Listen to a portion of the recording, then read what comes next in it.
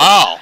Yeah, one of the neighbors across the golf course here had a puppy party for all the dogs of the neighborhood. So That's cool. I drove Chico there in our car, and he was so happy with that. That was I that's think he great. liked the driving better than the puppy party. So I think he's still passed out on that one from yesterday. So yeah.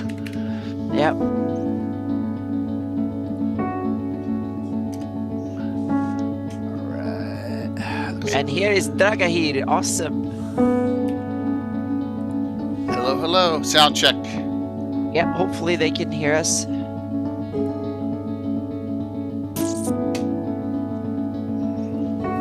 we have to wait for the little delay here. Yeah. We'll also see who.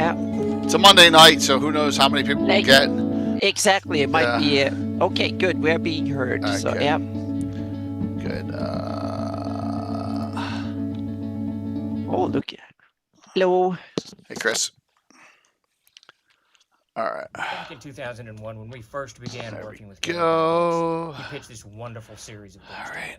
Yeah, he called them the Gygaxian Fantasy Worlds, and what he envisioned was this encyclopedic set of books for role players, writers, game designers, the whole lot of us, that we could use in making our games. Your game is sold out, by the way. Oh, is it sold out? But last I looked yesterday, it was 2 sign-ups. Oh, well, maybe I'm wrong. Let me take a look. I could be wrong. There were 2 sign-ups, but I'll run for 2 sign-ups. I'll find. Oh, it's early. You'll get them. Oh yeah, I'm pretty sure. Yeah. It's just that when I looked yesterday, then it was only 2. But I'm going to look again now and see. Yeah. It's 3 now, so yeah. Yeah, it won't be a problem. No, okay. We've got another 3 right after that we want to get it minimally out. I have Gabriel from Uruguay. Yep. Oh yeah, that's great. Yep. I met him he was at GaryCon, so yeah. Hey, Michael, thanks. Look at that. We're almost got a hype train already. That's crazy. But welcome to what we're calling the Gary Gygax World Building Archives. And please give us your support. Share it around if you can. Pledge if you can. Whatever you need to do. Whatever you can do for us. I'm going to attempt to turn this down real quick. Oh, it didn't work. I tried turning it down on a different outsource, and it didn't do anything. Alrighty. Well, sorry about that, everyone. Oh, I can't show that one because of the music. And wrong button. So I'm wrong buttoning it. Woohoo!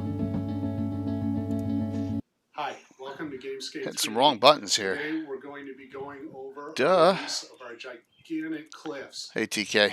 We have a lot to go over, so let's get to it. All right, before we jump in and see how this thing is standing up, let's look at some of our smaller features. All right, what we got here? Get through all these. Get some of these figures out of the way. All right, you're going to have a folder in there called Magnet Face Cliffs. What's up, Will? What's up, Keith, Michael, TK, Jeremy? You can see this tree right here. It actually just pops right off. And after you pop it off, you can go ahead. I have a door piece you can swap in there. I also just have a plain cliff face you can swap right. You can pop in there. Okay. So let's say you're on an adventure and someone says a magic word, maybe that makes a door appear in the side of a cliff for you to enter inside or whatever. So this one right next to it is another swappable one. We have a cave entrance. These things blend in real well on the table. I saw Tony wearing that gas mask thing. There we go. No cave. Wrapping it up. Cave. Just that simple. Oh yeah, she was ready for some chemical warfare in her basement. Like she's in a Fallout episode. Yeah. No, but if you have that's it can be tricky with chemicals and stuff like that. You can be overly sensitive, so it might definitely be needed. Yeah. Most of the time you're going to want to use magnets. We're using hype train it up by 8mm magnets on this. I needed something with a little more punch than the 2x6s I usually use. So you can see the open locks being useful in some cases. Mostly I think you'll want to use them on side-to-side connections potentially, because you will get into situations. Oh gosh, that was me. I hit a wrong button there. All right, that was dumb. Uh-oh. That's all right. I accidentally nicked it as my hand was going by, so I'll just come to the start screen. It'll come on a little early. That was funny. We can catch up. Yep. Standing and varnishing. Yep. Oh. Yeah, absolutely. Doing the right thing.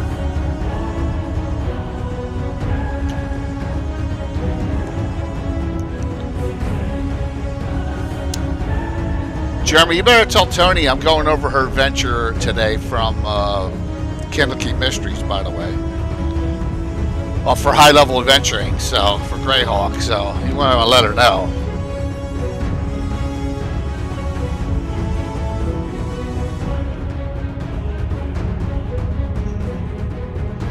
With like actual gaming pictures of us playing it, miniature-wise and all. Yep. Be doing that. I don't know. Midway. Thanks.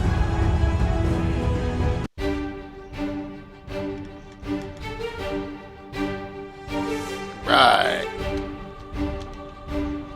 High-level characters and adventuring tonight.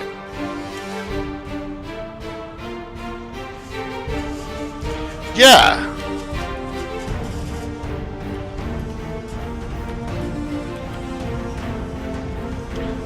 Nothing better than some high-level stuff.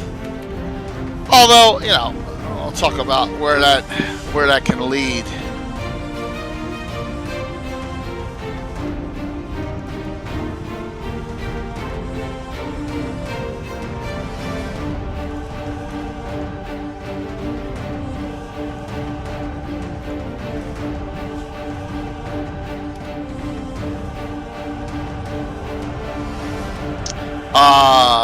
Yeah, that's the difference between high-level Michael and crazy Monty Hall stuff, man, right?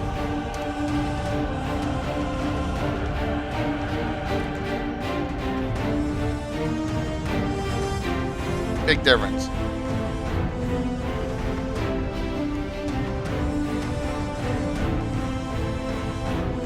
You haven't opened it? Well, we're going to go to the last adventure in it, Dragger, here, so there you go. We'll go to that at some point, I promise. Promise.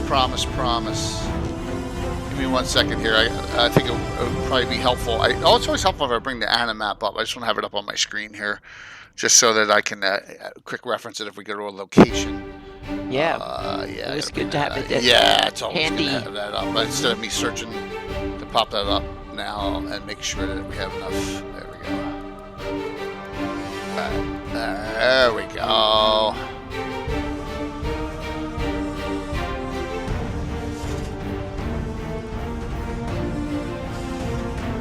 Oh, thanks.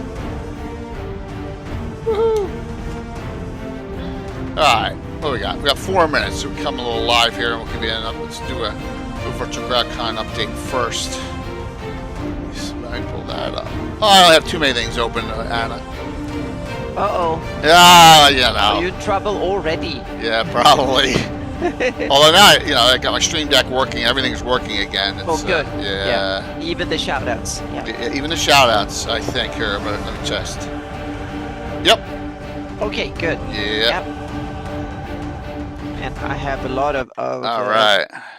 Raspberry lemonade lined up here with ice. Yeah, Jeremy, right outside Altamira in the SUS. Yes, I put it right near. We'll go over that because the Xanthoria plague has plagued Altamira for a long time, which is a really cool thing, you know, and that's why that allowed the son of Orcus and all his minions and the Beastmen and all to fill that vacuum. So, but we can talk about that. Yeah, it's a great question. So, yeah, Thanks for coming on a Monday night. Hopefully everyone had a nice holiday weekend and enjoyed yourself. Now we're back to gaming reality, I guess you could say. Yeah. It's been a lot of family, and I've been out in the heat. I went to a parade in Norco today, and it was 105 degrees. Oh.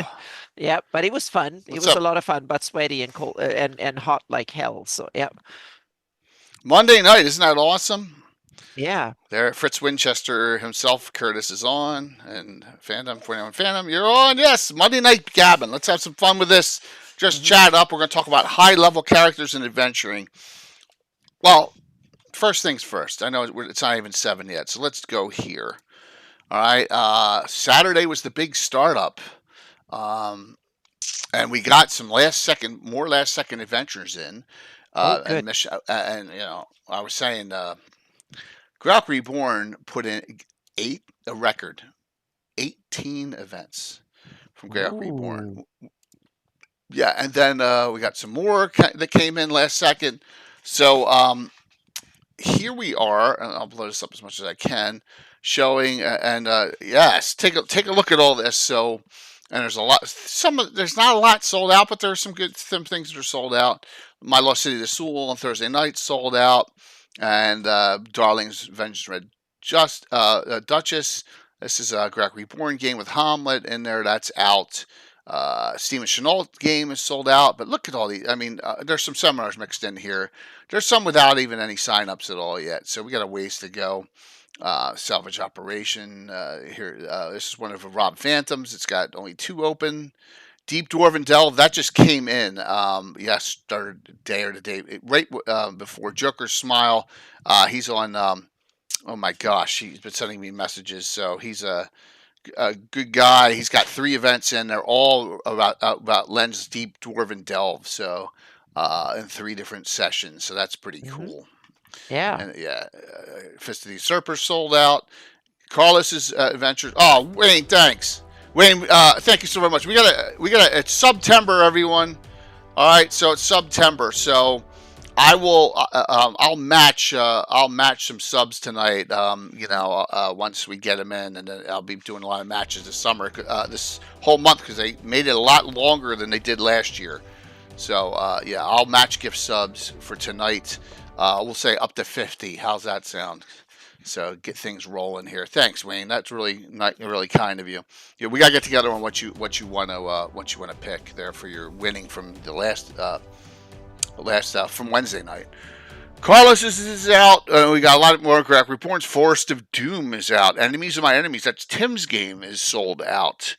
Absolutely.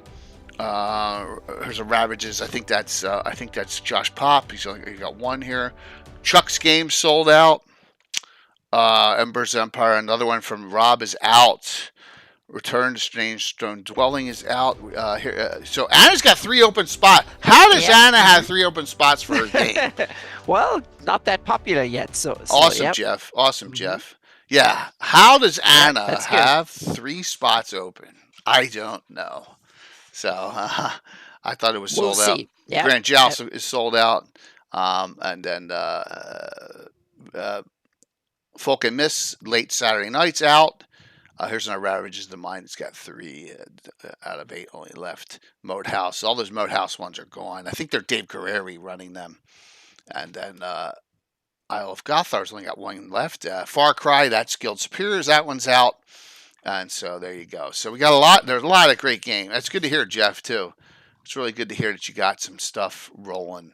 That you got the events you won, and a lot of people have, but there's a lot of really good content still with a lot of great DMs. I heard Alan Growy's going to put in 1 or 2. He has not yet. So he told me he may, because he was going to go to ArnieCon at the same time, but I don't think he's going now. That was the holdup. So we got a lot of events in here. If you know someone who wants to sign up, please let me know. Put them in. If they can't afford it for some crazy reason or whatever, just get with me. I'll work. It's only $5, and we'll work something out. We want to get as many people involved in GREYHAWK Con 5 as we can, because it goes right at the beginning of when those books are coming out. So. Oh, that's a shame. You got family weekend for Tony's daughter that weekend. Understood, man. I understand real life stuff comes. So real life stuff comes first. So there you go. So we got a lot of great events. It's exciting. Sign up and participate if you can. So you missed a ticket to the joust. Oh man, that sucks. Yeah, I only opened up 5 seats, but I put yourself on the wait list because you never know when if I have no wait list people. I put yourself on it, man. Yeah. Because you just never know. If I have a special guest who can't make it, I'll pull someone from the wait list. Mm-hmm. So just note that, man. I would do it.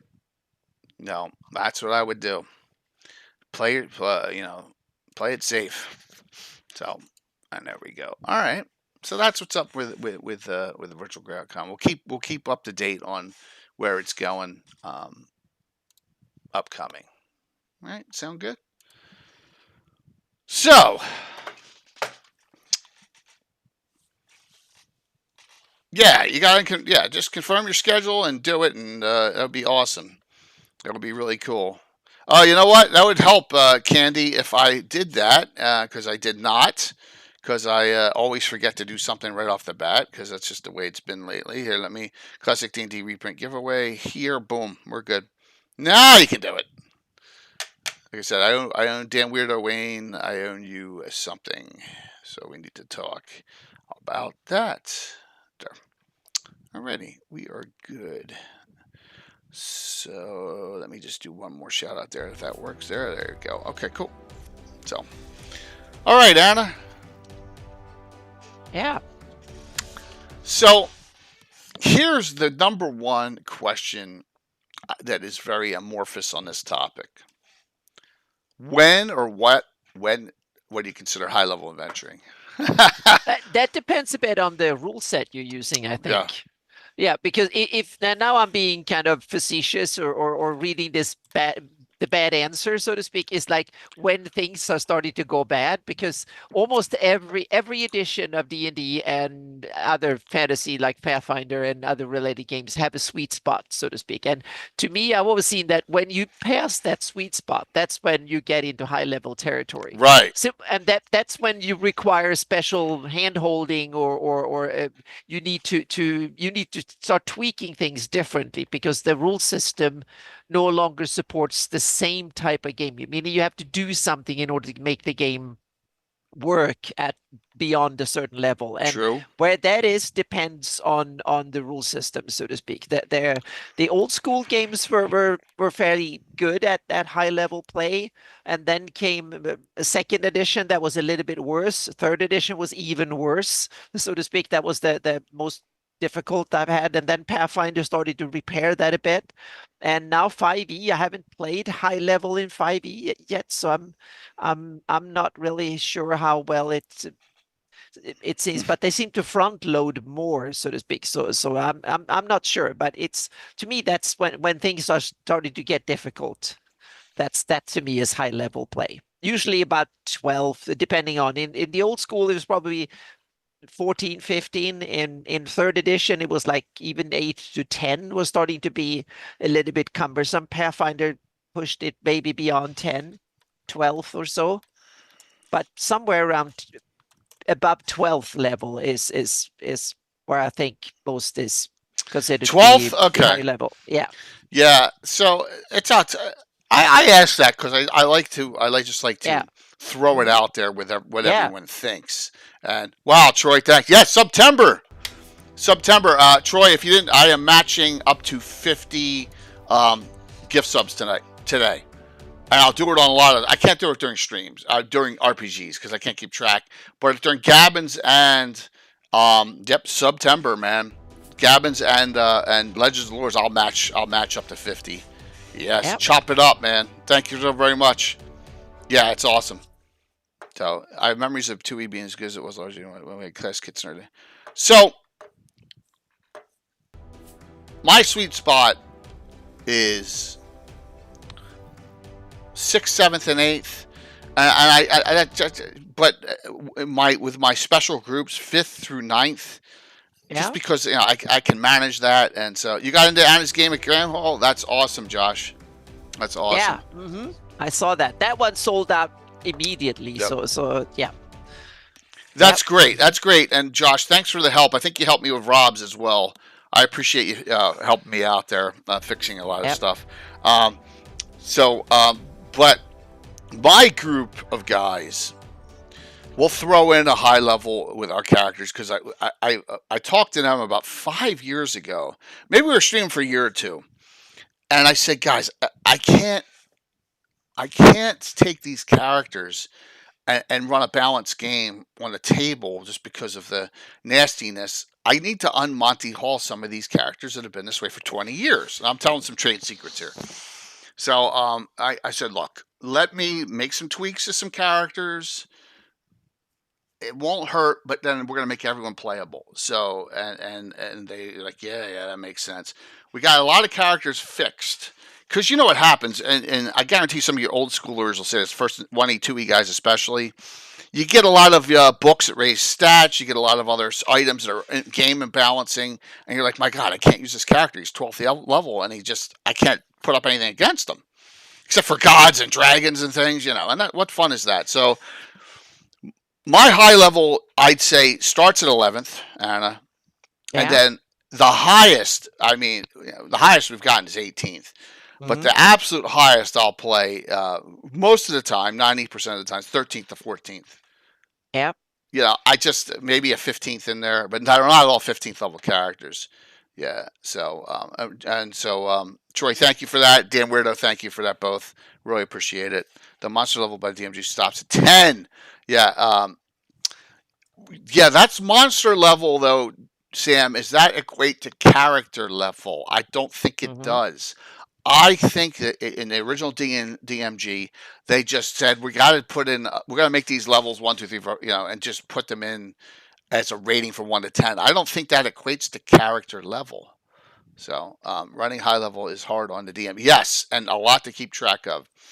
And also, my style of 2 characters per player breaks down at high level too. It's really tough to have my guy, all 3 or 4 of my guys playing 2 characters each. It's just too much. So we've had to make some concessions.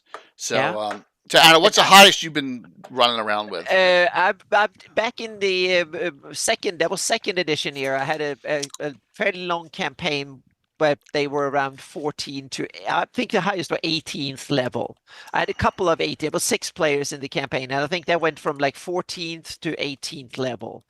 And that was it went fairly well because, and then in my Reldeven campaign, I think the highest was 16.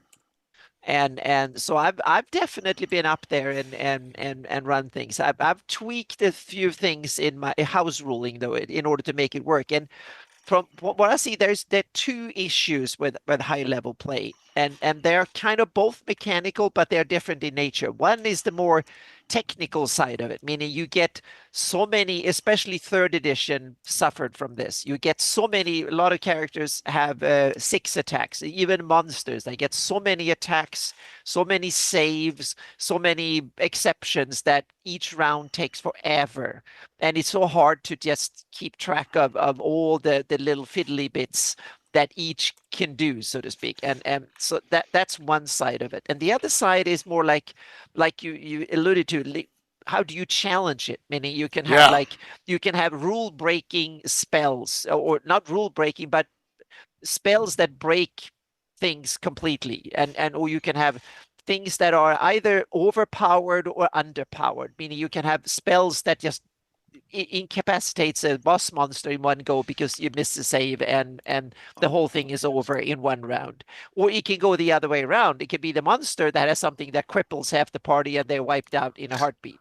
So you can have, and that's the thing, things can go south really, really quickly, or they can be boring really, really quickly and in high level games. So they're hard to balance and to keep interesting. That's one side of the problem. The other problem is more like they can get tedious beyond anything, meaning a round can take an hour to go through all the crap that every character and monster can do. And they can appear to be the same thing, but I think they're different. They require different solutions in order to facilitate high level play, so to speak. Yeah. and this is dual. This is dual. We're going to talk about characters and adventuring and ideas and ideas. So we got to the point where we were retiring characters, right? And a lot of them were like Waltz. He had a lot of characters that were real high level.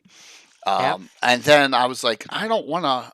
We got, I wanted to somehow show a high level game once in a blue moon on a live stream, and so we kind of undid that, and I had to figure that out. And I think we figured it out. But it's got to be like everything else. It's got to be the correct right place, right time, right opportunity. So take Anna's map and put it on a T-shirt. Well, that's done already. That's on. She has a site that does that. Well, right? yeah. So, but we can see if we can make more versions of it and stuff. Yeah, so, and Candy, we do have the shirts now from. We have the shirts for Virtual GreyHawk with the great ode to Shokanth on. Did anyone see on Facebook the guy? And I think it was in Greek. His name was all in Greek. He's like, I'm just not feeling the artwork this year. I'm like, it's an ode to Shokanth. He's like, nope. I was like, okay, whatever. I was like shocked. Yeah. Well, we do have a link to Noble Dwarf, that collection. That was funny. Get T-shirts and stuff. Like, okay, whatever. I think it's awesome. So, but yeah, we do have. They're for sale, and also this is for sale still, and a couple Slav Squad shirts are still for sale as well, and that counts shipping too. All right, so, but 2 to 5 NPCs are appropriate monster level. So I got asked a question to John, DM John. He's an old schooler like me. 7th is high for you. All right. Does that mean that it's a long slog from 1st through 6th, and then they've just been adventuring for a long time, for a couple of years? They get to 7th, and then that does the transition into maintenance where they're running keeps or running towns or whatever. I'm curious because Mayan, yeah, that's 5-8's mid for me. 5-8, yeah, I agree there, XT, because I like that Lord. Even though what does it mean? All right, Lord status is 9th, and my a full knight character in the Order of Yule, like you have to have Lord status in your class. So most of them are 9th levels when they can actually become full knights. Right, they're apprentices until that. So it's always worked that way, and I don't know if that's because of the way 1E and 2E was played, because what's that in 5th? That's like 5th edition. 9th's not that high, right? Well, yeah, but 5th edition is 1 to 20, like most editions have been. So D&D has been fairly consistent, just like Pathfinder and the other adjacent. But some of them, like Shadow and there's some other ones now that has limited them down to 10 levels. Is that so? They just half them, it's understandable. And in order to, so they kind of make, but most D&D and or clones, so to speak, or versions of it, there usually have 20 levels. So some of them have 30 levels too. Really? Remember, Beckby had 30 levels, if I remember correctly. Well, that was the heroic and legendary adventuring, and they went in all those box sets. They had 5 box sets or whatever it was. Yeah, and 3rd edition also had 30 levels. They had epic on top of 20 levels. So they needed it, right, for living GREYHAWK. That was 36. crazy. That's right. Yeah, that's nuts. Yeah, that's nuts. Absolutely crazy. So whatever you do, you can decide what your own high-level adventuring is. For me, I can run 9th, 10th, 11th level all day long. And especially with thieves and things like that. I can run that all day long and have on stream. But when you get up to the 12th, 13th, 14th in my game, it really, when you get to 7th level wizard spellcasting, that's pretty high. Because you're getting a lot of spells with no saves, like reverse gravity, and then you got disintegrate. It's only 6th level spell, but you're getting a lot of those spells that are like no save whatsoever. And then there's the druids. A 12th level druid is really nasty. They get 7th level druid spells, and they could do almost anything crazy. Yeah, but that's. Oh, sorry. Go ahead, Anna. I was going to say that's where I think old school, the 1st edition and 2nd edition, shows its biggest weakness, is that they have these absolute things, meaning you either succeed in killing someone or they save and you get no effect, and these kind of save or suck things are really really really tricky. That's where the old school systems had their biggest problem. When it comes to 3rd edition, it was simply the number of attacks and the ascending the inflating hit bonuses and armor classes that were a number of attacks that were the biggest culprit. That things just got silly at really high levels. And to me, I think that's the biggest weakness in almost every edition of D&D. They try to do the same thing at every level, meaning the monsters get higher numbers, more hit points. It's the same type of play from first level to 20. And that's where I think it's and to be honest, the first edition AD&D was the best one when it comes to this, because they tried to introduce other types of play at high level, which the other editions lately, meaning I'm thinking, meaning you're supposed to get your castle and you have your hirelings and you're supposed to do things at that level. And that's where I think the solution, that's one of the solutions for high level play, is that it should shift in nature in how you run things. If you just put more powerful monsters, more hit points and stuff, then the game doesn't get more interesting when it goes a higher level. It just gets more tedious. And therefore you need to do something more than just having beefier monsters with bigger hit points and more attacks, because that just makes the game more difficult and not more interesting. And that's where I think most D&D games, that's, at least in my opinion, that's where the biggest reason for the sweet spot is. It just gets so damn complicated to run it and it's more of the same, just more complicated. And then it's more fun to just fight skeletons and zombies and wights and stuff than to go into liches and things, because they just get complicated. Or I mean, the best thing you can always throw off it gets a high level character is another high level character, right? But that also makes it complicated, because that and to me it's like that's why my successful attempts at high level play, I've introduced more house rules. So I had minion rules was something I introduced in third edition, for instance, that fourth edition did later on, and that was something to simplify it, meaning enemies that are powerful but easy to kill, and so you can have bigger. All of a sudden, instead of having more powerful monsters, you had more monsters. It was like you had swarms of things coming at you, and so you were more not risk of dying from a single attack, but to be overwhelmed. That was so a high level character, instead of taking on like one powerful undead, you had hordes of undeads coming and that you can deal with, and that was so it should shift. I want a game that shifts in nature more than in just being more advanced or more complicated, so to speak. High level characters should take on different types of quests that do very different things from low mid-level play. And low level play should be about exploring your neighborhood and do the cool little things. And it should also be like jack of all trades. And then mid-level play should be like specializing, getting really good at something and being an expert at things. And then high level should be taking on the other side of the world. You get into politics, you get into shifting, stopping a lot of larger things to happen in the world, so to speak, and that should introduce other things. We don't have investigative games and getting into a lot of stuff like that. It's tricky because the game system needs to support it, and so far it's been a rocky road when it comes to D&D and high level stuff. Every edition have tried, but they've succeeded in some parts and failed in others.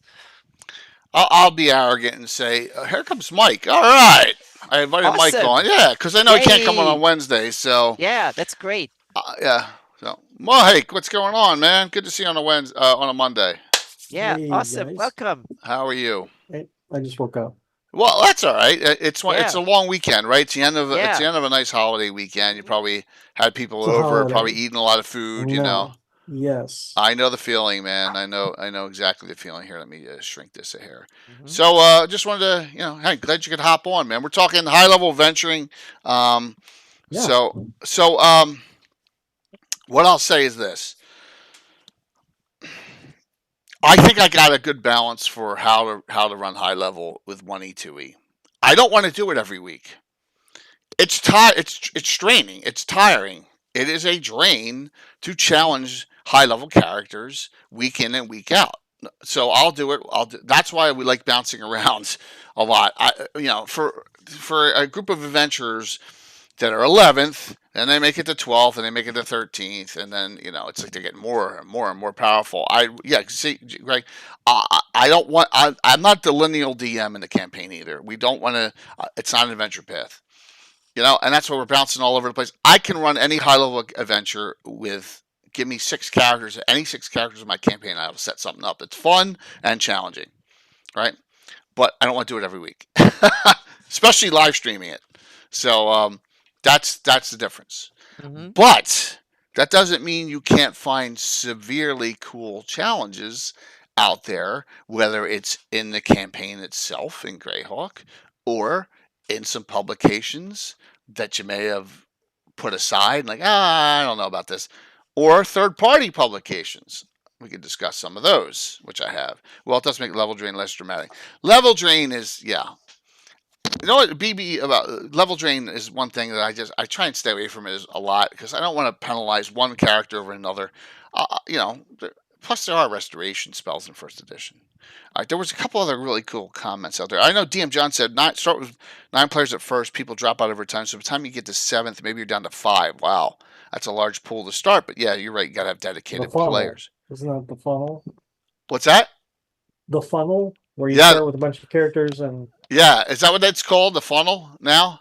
In other systems, yeah. Yeah. It's so Mike, you guys played a lot of high level during second edition. I'm assuming super high, right? Second level was super high, third level was ridiculously high, and since then we haven't.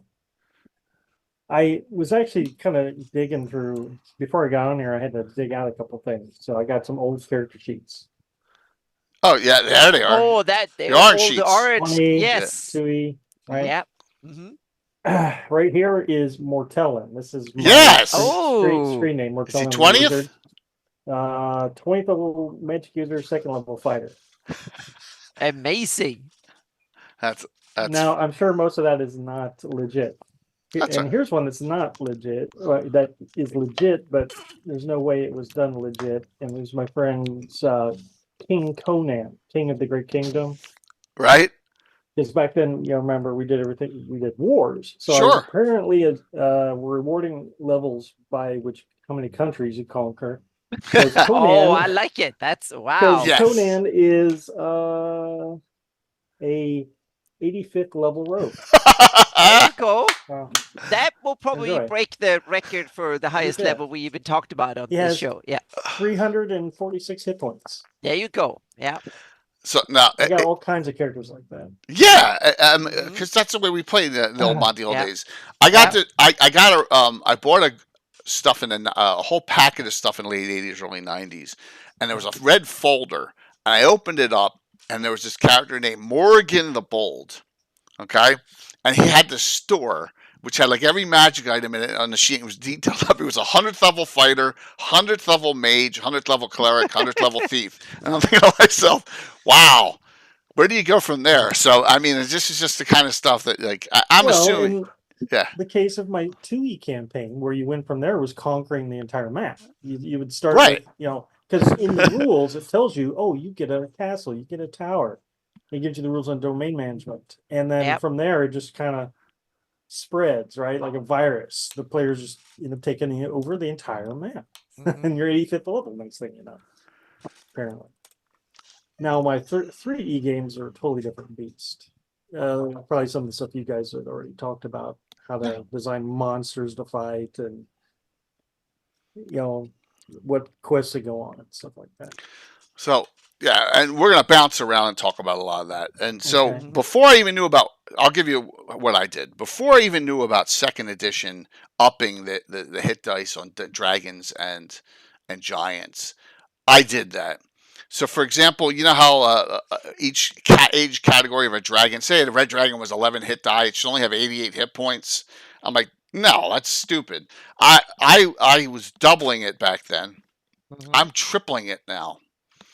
because an ancient red dragon should have 88 times 3, but it can only breathe for 88 hit points. In the old days, those breath weapons were for whatever hit points it had. So you got to have some balance in the game there. But dragons should have a lot of hit points. Giants should have a lot of hit points. A lot of demons should have more. You just got to know how to up that scale a little bit, because in first edition, stuff scales off a little bit, and then once you fix that, then that works. As far as Mike, that's a good point. And then you got special abilities, spell casting. There's no reason why creatures don't have spell casting counterparts. If you notice, all my tribes have witch doctors, shamans. All of them. Gotta have them. A Fomorian. Why doesn't a Fomorian have a witch doctor? Should have one, right? That can cast some spells. Yep. So that solves a lot of problems there as well. Look at that. Troy saying hello, stranger, too. Hey, Troy. So Hello. we got 10 gift subs. I'm going to good. match up to 50 today, and we'll do this on multiple shows this year where it is September. So I will match gift subs tonight. All right. So why don't we... let me go to your map. I have a trivia question. Uh-oh. Trivia time. Trivia time for Jay's campaign. Adventuring group wise, where is my highest level of active adventurers currently at in my campaign? If you know my settings and you've watched, where is the highest active group of adventurers in my campaign? Do I get to guess? Sure. I'll say Narwhal. The tickling feather. Troy, that was funny. No TBK. Narwhal, yeah. Mike, that is the lowest. Oh, wow. We have 2 adventuring groups, and they've merged for the Narwhal Headhunters. They are both 5th. So that is Okay. Celine, no. City State, Altamira, nope. So, Hardby. no. Then it must be Shieldlands. No. What the heck? Well, I'll we be know it's Vespi? not the Are we right talking side of the map. Vespi here? Vespi Forest. Okay. The Vespi Forest group. I can't remember when you were playing there last. Yes, exactly. Because it's super high level, right? That's the problem. So, like Bill's character, Alanor Moonchild, the Knight of the High Forest, is like 12th level. They're all like they have a 13th, 14th level thief in the group. They have all these super high level characters in the group. 10, 11 fighter clerics, and just so that is why you see this the least amount of all the adventuring groups I have, because they're all high level. And I got to find an adventure once in a blue moon. I'll run it, but yes, the Vespi Forest group right here out of the Eagle's Nest, running all the way down through the Defiled Glades. Oh, see this place? We're going to discuss that tonight. Okay, we will discuss it. So, yes, that is the highest level. Hence the problem. I'm kind of glad it's not somewhere else. A close second, Anna, is a tie between GREYHAWK City, right? Because we have the Iron Brigade, which I ran expeditions to the ruins of GREYHAWK for like 10th and 11th level characters, and the high level adventurers in the Shieldlands up here at Warmark and Kinset Mansion, the Legion. Thanks, George. They tend to be the highest, so it has to be stationed there for you. Yeah. So those are groups. They're not groups, but there are Knights of Yula characters that are 16th, 15th, 14th. They're not part of any active adventuring groups. They're knight characters. So they may be in Altamira, they may be somewhere else, but they're not an adventuring group. So when I put in an adventure that says Open Knights of Ulick, that's when you get the super high level adventures, which I run in a blue moon. I'll show you the adventure log, and maybe we'll find some of them. So that's one DM asked us to start a game high level we wanted to play before retirement. 2/3 of the way there, he asked us again. That's funny. How difficult is it to run old school D&D at high levels? 5e's brutal. Dirty, you may have just missed that. I said it's not hard, but I don't want to do it every week. Does that make sense? I will run a 1-shot or 2-session high level adventure, and have a lot of fun with it. But I do not want to run that week after week. It's just too much, way too much. But I'll do one for a couple sessions. I'm getting a good dose of 5e high level play now. What level you guys? So I'm currently running that Vecna adventure Thanks, you've George. all heard about. How is it? Oh, I'm having a good time with it. It's I think it's all, what you put into it, what you get out of it. It may not be everyone's cup of tea on the lore side, but my friends are having a good time at 14th level. They're kicking butt. They're having fun.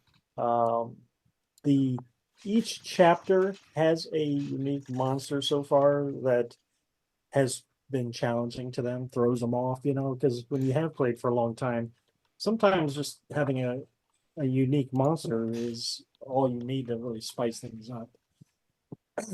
So now, as to being difficult to run, maybe, because there's some annoying things that high level characters can do that you can't counter, let's say.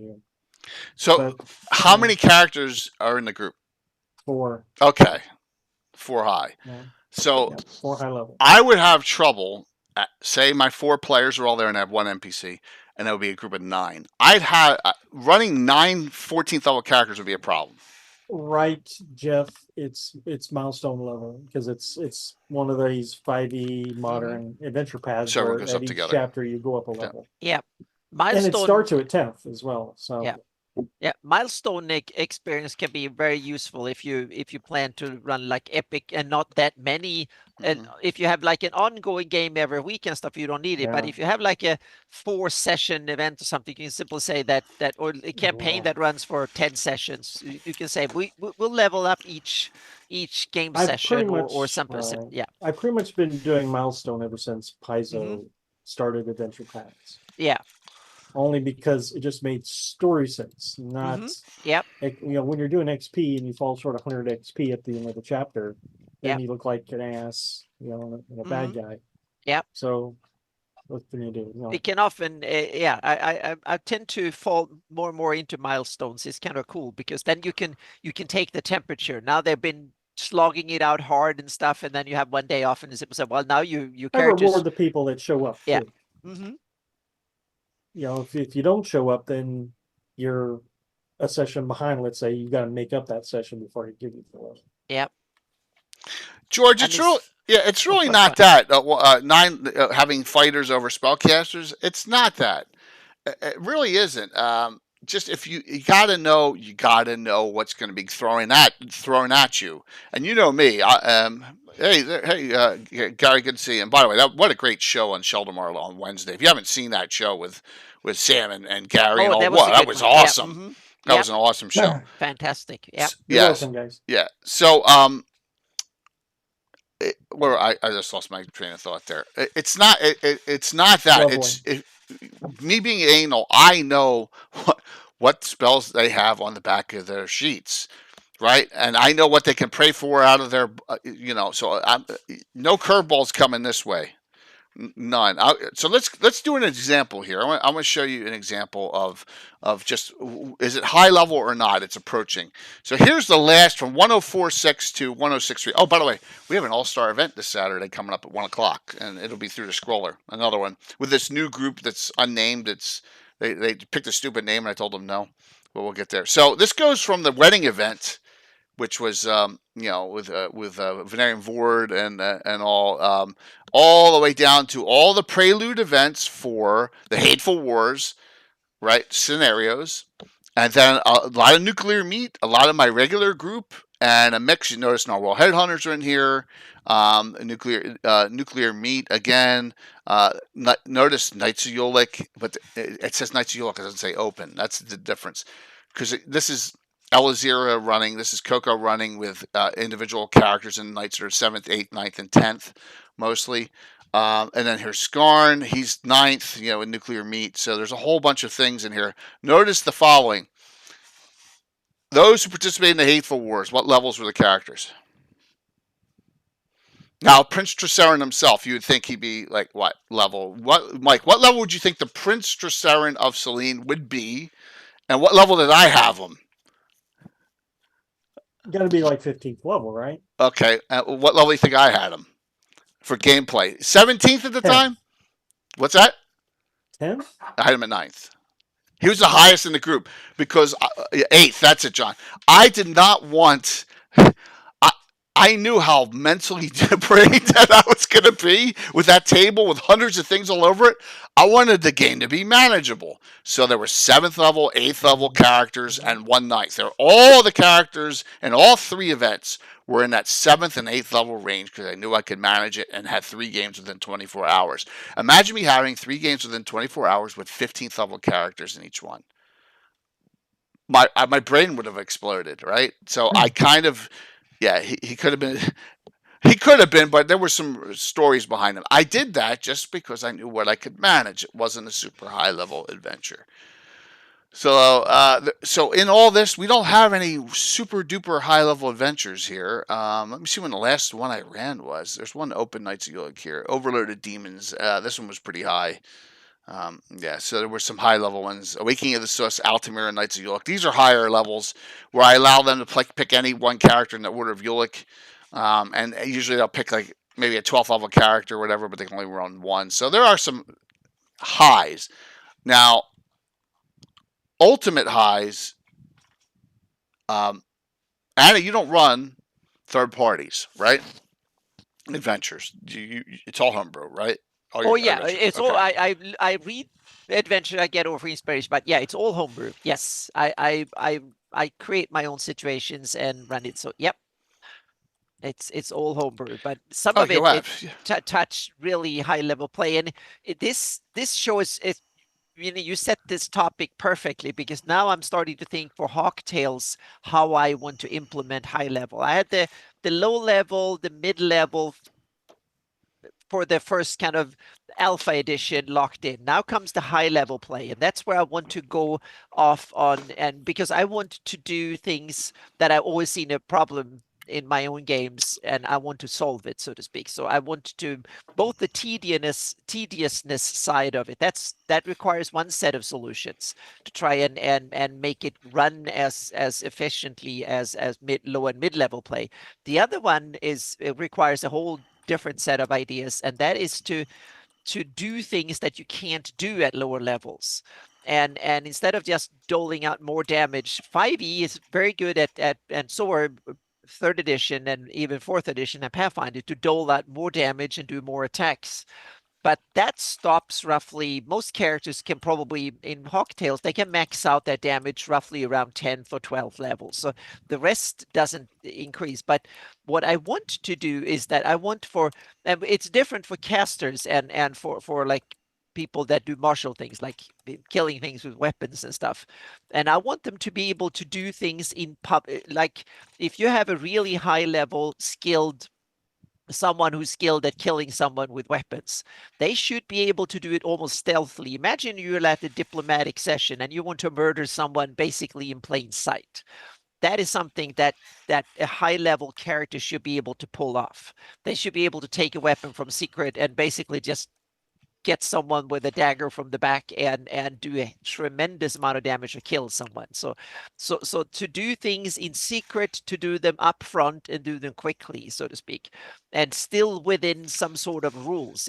I don't want the assassin table and you had a percentage. No, it should be handled using combat things, so to speak, but it should be able to, you should be able to do things that a low level character couldn't even dream of doing. But if you're like an 18th level fighter thuggish type that can do sneak attacks and use weapons, really, if you're a master at these things, you should be able to kill someone at a ball when you're dancing on the floor and stuff, and people around shouldn't be certain who actually did it and stuff like that. You should be able to pull things like that off, so you can do things in environments that lower level characters can't do. So things like that are yeah. So I'm looking into how do weapons of sharpness work, for instance, and how do vorpal weapons work and stuff. these are things that I'm looking. So that's on the martial side. You have things like sniping is a rule that I have rules for. So you have sneak attack using bows and crossbows. So you can add lots and lots of damage that way. So you can basically kill one shot someone from a distance.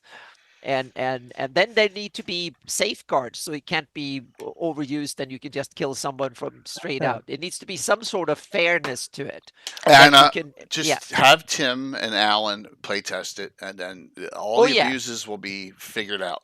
Oh yeah, it's but I'm in that sense I play that type of game, so in that sense and that is more like it doesn't come with mechanics. It's more things. There you have things like initiative, perception, and ranges and stuff that will play into it, and what the situation to be, and mainly how difficult is it to spot someone trying to kill you from a distance, so to speak. Those things will play into it, and you can use a reaction to avoid it and things like that. So and also the rules on dying is another one that comes into play when these things, meaning, and there you tie into magic stuff, meaning when you have the finger of death spells and disintegrate and stuff like that, that used to be like, well, yeah, you failed your save, so you now just a piece of save or suck, or save or die. So now your character is just a piece of dust, so to speak.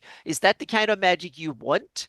And so these are considerations you need to and they come into they become problematic when high level play comes, because that's when these things come in, and especially when player characters can start wielding spells that can start killing 50 people at a stroke, so to speak, and stuff. I'm looking for what I'm trying to share with Gary here. Yeah, Cavaliers, Gary, as we're talking inside, have no class level limit, unlike all the other classes, because it's which is really really bizarre. Yeah, why it's that way, but there are no class level limits for it. Yeah. Anna, since you were talking about, sorry, Jay. No, go for since you were talking about rule system stuff, do you use critical hits and fumbles? Oh my God, yeah. Oh yes. I know that kind of stuff always would amp up my high level play. Oh yeah, yeah. I do it, and Same in here, Hawk Gary. Tales it works that way, that the crit range is normally 20. On 20 you do a crit, and the standard is you double the damage, so to speak. But each expertise you get in a weapon increase the crit range.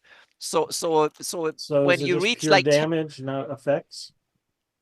well, it depends. It depends on what the if you just have a regular weapon, you just do more damage. So you just pile on tons of damage.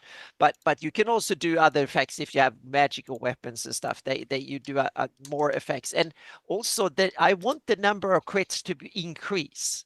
Especially when you a weapons master, I want them to crit like every 4 or 5 hits should be a crit. But there are also ways of avoiding crits. So what you can do is that you can take a beating. So if you have a shield, for instance, you can use your shield. You can say, well, I have a shield, I'm going to let the shield take a beating, and then you avoid the crit and it becomes a normal one. Or you have armor on, then you can let the armor take a beating. So that means that if you have no armor, someone coming at you who is a weapon master, it could be devastating. But if you're a warrior with a shield and armor, you're way more protected. You can take a lot of beatings like that. The problem is that once you take enough beatings, that your shield then gets destroyed and the armor becomes less effective. So you have to kind of decide how much you can take. And if the battle gets really nasty, then you might run into that the armor might not outlast the adventure until you can get it repaired again. So it's more like it's something you decide if you want to take a beating or not, so to speak. And the armor might have 10 beatings of 5. System. Yeah. Okay. So it's a little bit of that, so to speak, and that also makes armor very useful in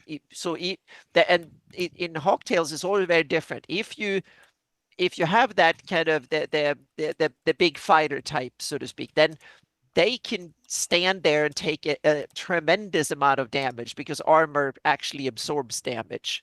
So they can take a lot of damage, but they still take a little bit of damage even when they have the armor doesn't absorb everything. There's always some amount of damage passing through. So even plate mail with stuff, but that means that you can take brutal attacks and even the crits. But it's really hard to balance it, and that I think is the problem with all of these games, is that you want things to be both beefy numbers, but you still want things to not end immediately, so to speak, and that's the tricky bit, and that's why I try to and a lot of things that you should look into, and one of the main difference between old school play and new school play is old school play 0 hit points and you're dead, so to speak, and that is modern day games have various things of mitigating it. Third edition had negative hit points. No. Anna, first edition has negative. Okay, I don't play to 0. Okay, good. You played negative, I play negatives. Yeah, so there's been several ways to do it. Now you have death saves and stuff, and that's where I think you need to look into a lot of things, and then you need to look into how powered magic and stuff. Does it wipe you out completely, or do you have some mitigating that happens afterwards, so to speak? Even when you reach 0 levels or zero hit points. I just wanted to show this anomaly with Gary. Look at it. So here's a Cavalier article, because they don't show it in the book because there's no need to. And Cavalier unlimited. Mm-hmm. throw out the level limits, based on stats. So why is that?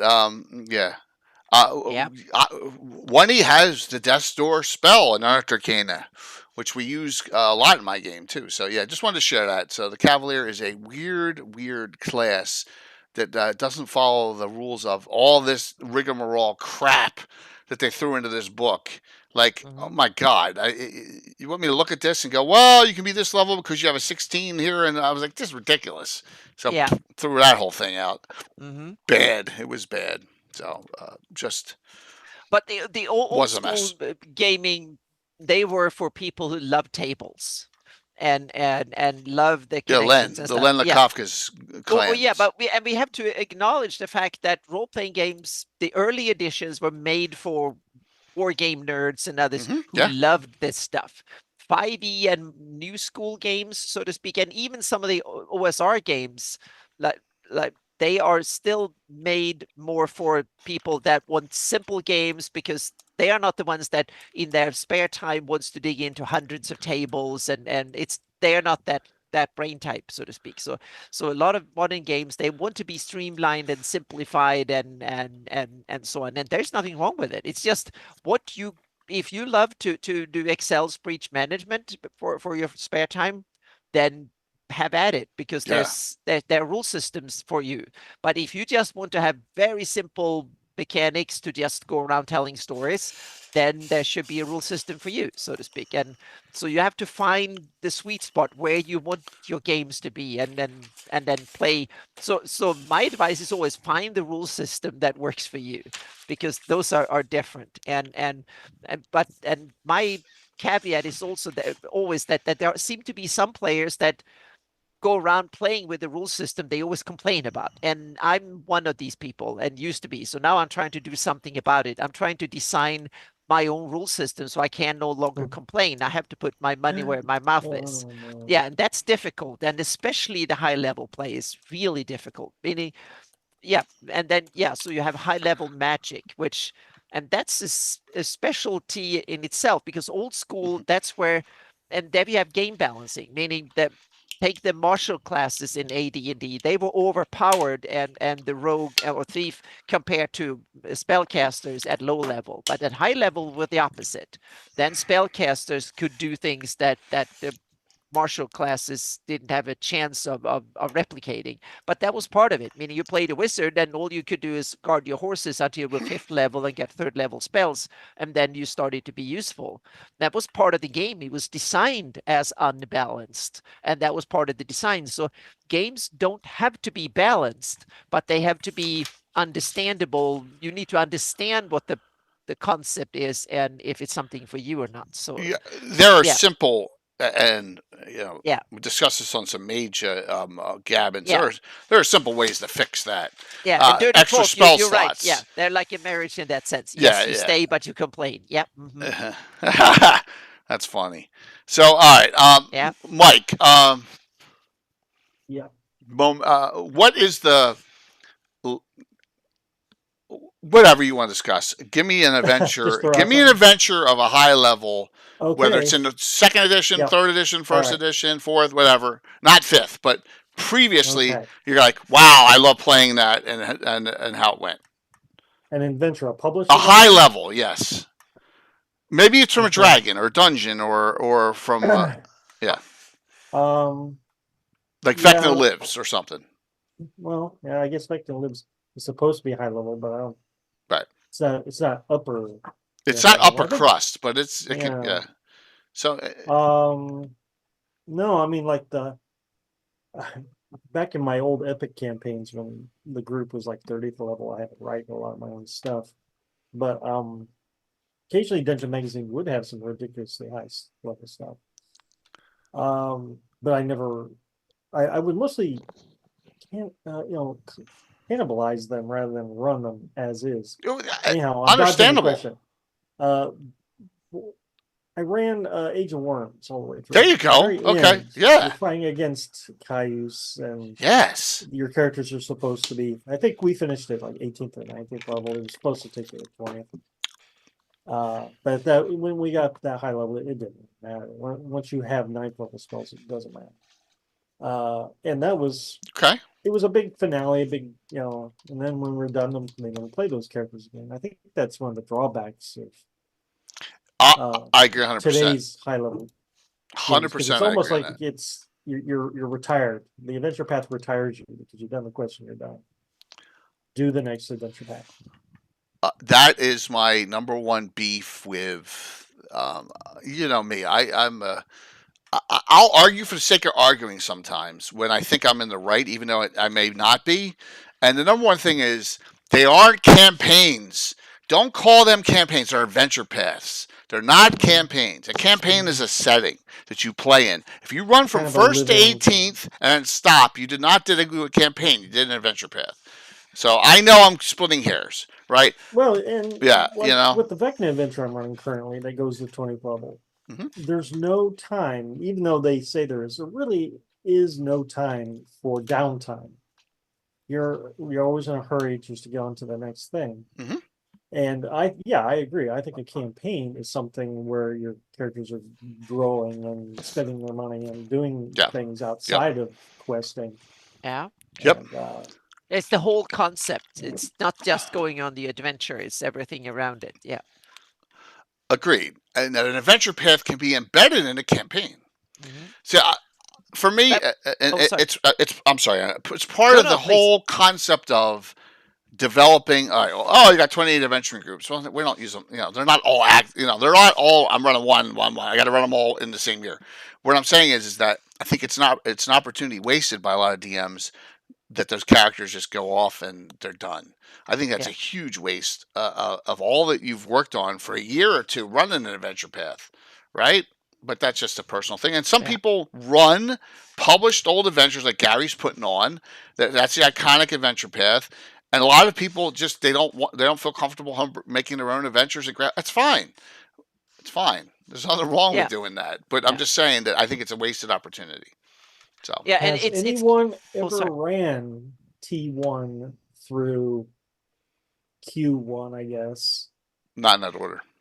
In that order, I've never done that. I'm running A2 right now on Thursday nights. I'm running A2 right now. It's a remake, but they've come back and they've rebuilt it. Yeah, Gary says I played in those games where we ran from Temple of Elben, Slave Lords, and so we did those classic ones in one go back in the late 80s, early 90s. Yeah, I didn't run them that way, but I played in several a couple of times. I think I did them twice. I think over like 15 years in playing with other DMs. and do it. Oh. But the term campaign is kind of interesting and how it's being used, and we need to then I think we should remind especially younger viewers, go back to the old wargaming, because that's where the term campaign comes from, and how it was used, so to speak. And then it was kind of it was hauled over into D&D when that kind of evolved and morphed away from role-playing games, morphed away from wargaming back in the day, and it's being used nowadays. It's one of these terms people just use, but back in the day it was like it was one big environment where all of the adventures and stuff take place. That was a campaign, so to speak. Okay. And nowadays it's that, and even the word setting, that was the simply campaign setting. That was the term, so to speak, meaning the place where your adventures happen and the nature of that environment where your adventures play. But then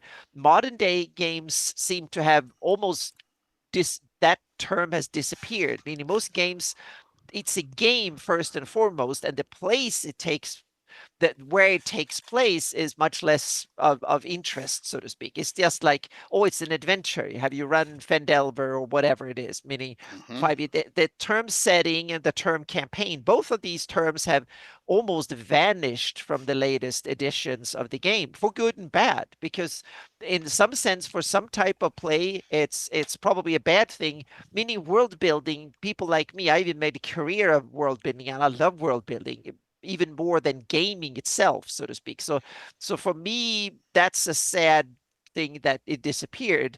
But on the other hand, a lot of gamers have it. But it's also not to acknowledge, for some people, the world building aspect is less interesting. You don't want half an hour of lore dump every time you start your game and stuff like that. You want to go on, kill things, get the treasure, get cool things, and level up your characters and learn stuff like that. And so we need to acknowledge that for some gamers. But on the other hand, I think the viewership we have here, if you've been watching us for weeks, you are in the setting campaign camp, so to speak, because you're interested in that part of gaming more than others. But we have to acknowledge that not all gamers love the deep campaign play, the big world play. And there's many different ways to play the game. Exactly. There is. That's exactly what I'm going to say. But Absolutely. and then there's like me, who is the other end, that the rules and all of that is more like a necessary evil, and it's the setting and the campaign and stuff is where the juice and the meat of the game is. Yeah. John, they may progress slower than most, which is okay. You know, I'll give you an example. I just wanted to check something, and that is, and let me see if I can bring them up here, and then we'll go to the dungeon 118 after this. Let me just type in. I was curious how many adventures I have. Of course, now it's not going to show up, right? No, AD&D. No, it's because I'm searching wrong. Give me 1 second here. Because we all want to know when was the last time? 5/18/24. Okay. And I haven't updated the experience. I have not. So we go to Ravalantar, Ed Greenwood's GREYHAWK Mage. He's actually 9th now, and it's a sheet. I haven't updated it in the system yet because we haven't had an adventure. By the way, the lowest level character Ed's ever had. Right? Yes. Ninth. So last time he played was the wedding event. By the way, we'll have our 2-drink minimum game though Saturday after RetroGrowlCon. It looks like. So he's 9th now, and I think I started him at 5th. So what is John? Put this in perspective. He's 6. I've done 16 adventures with Ed. I just counted them, counting two Gary Cons, right, of adventures. And he's only got 4 levels. 16 adventures, 4 levels. I think that for old school, that's a pretty decent pace, right? More Ed's coming. Ed's playing in Virtual GrowlCon too, by the way. So if you signed up for my game on Thursday night, Ed's playing in it. So yeah. Man, if I was running all those games for Ed, he'd be 17th level. Here's the thing. I want Ed in the group to experience the leveling up effect of the campaign. So now he's finally got 9th level character. He's finally got 5th level spells. Finally, right? But he's been like waiting for that, and now next time he plays will be 9th. So we get into the high level adventuring. Yeah, Gary, it's gonna be awesome, man. And Gary, you're more than welcome to jump in on that too. So I just wanted to share that, John, with you. Is my speed. Oh, now you unplugged yourself again. Uh-oh. Jay, you unplugged yourself. All times, my apologies go. if there was a glitch. There was some sort of weird glitch, but you unplugged yourself. Yeah, I unplugged myself. Yep. There was a weird glitch that was fixed 30 seconds in. If you signed up for it right away, the Thursday games, it held you out because of the way tickets were set. That's my apologies on that. Yeah, it was. I muted myself. So what was I saying? I was saying that, you get to this point now. Is he high level because he's 9th? Well, he's the only one that's 9th in the group, except for like Thieves and stuff. Yeah, so, that's another issue we haven't talked about. Meaning, how do you handle when you get like let's say you run a party of 10th level characters, and then you have like someone coming in, or their character die, and then have to reintroduce a new one. Do you make them create a 10th level character, or do you have them level up? Or meaning, how do you handle disparity in level between? Yeah, they used to make people come in a level lower. Yeah, but that was I must say that was something that having XP the way old school games handled them, where the number of XP doubled roughly per level. That meant that lower level characters caught up fairly quickly, so to speak. Level. 2 levels, so that was an ingenious way of handling that in first edition. I still use the old tables with now. GREYHAWK Mage has a penalty of even with 10% bonus, it's minus 5%, so that adds more to the table. But if you note, certain classes go up faster. It's just the old school way. Druids and Thieves go up super fast. That was a way of both introducing unbalance, but also fixing some of the unbalance. So true. Steering, so multi-class characters take forever. Like your Ranger Mage takes forever to level up. Straight class characters go up a lot quicker. And it's just I don't like the milestone thing, but I do make sure I do the same experience for everyone, but based on the tables. You'll get, like, for example, the new group now we have someone who's 4-4, someone who's 5th, someone who's 5-5. I'm sorry, 4-5. It's just the way it works. So, but that's the way. I don't like milestones. No, but I think milestones, it depends on what type of game. For long-term homebrew, no, don't skip milestones. Then I think running XP and getting the grittiness of that adds to the game. But let's say you run a short campaign, five sessions or something, or you run, let's say you run over a convention game that runs a couple of sessions over a weekend. Then I think milestones is awesome, because that way you can level them up and you can put chapters in, and you say, okay, now we've done this part, and then you level up, and then you do the next one, so to speak. So it depends on the types of games. Some types of games, milestones works really well, and in other types of games, it works less well, so to speak. I prefer, like, for example, a special group. So say, and here, look, right below, here's our next. We got all but Korg playing on Saturday, and Heather Hex is back. So say I have a group and I have a special guest coming in, an Edge group, right? And I got 8th and 9th level characters. The lowest I'm going to make a special guest character in is 7th, right? I don't want them to be 2-3 levels less, because I don't want them to, I want them to be able to hold their own. Plus, I want them to enjoy themselves. And then if that character comes back, then maybe, they were off adventuring and they don't come back for 6 months and they play in that group again. Well, they're off adventuring. I take that in consideration in the special groups. Not my guys. Once again, none of this applies to my guys. My guys know they got to do the right things and they got to play and all. But like for the special groups, that we have, I take a lot in consideration on that. So we just experience getting most of us up to 6. One is 4-4. Yeah, well, 4-4 makes sense. 4-4 could be 6, especially if it's a Ranger Mage or something that Cleric Thief will be easy to go up, right? For the Magic user at those low levels doesn't. And Ranger and stuff. Magic users are quick between 6th, 7th, and 8th. Boom, boom, boom. Then they go up real quick. They go up quicker than Cleric there. So bookkeeping, that's easy. So I started to appreciate milestones because you're lazy. Gary,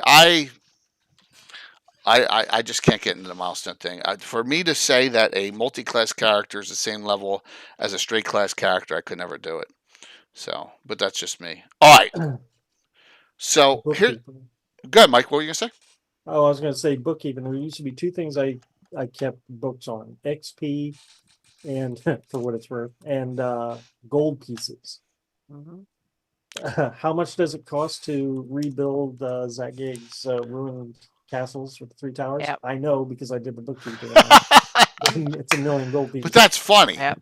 Yep. That's because that's a lot. Because High level play. yeah, that's high. That's And- absolutely high level play.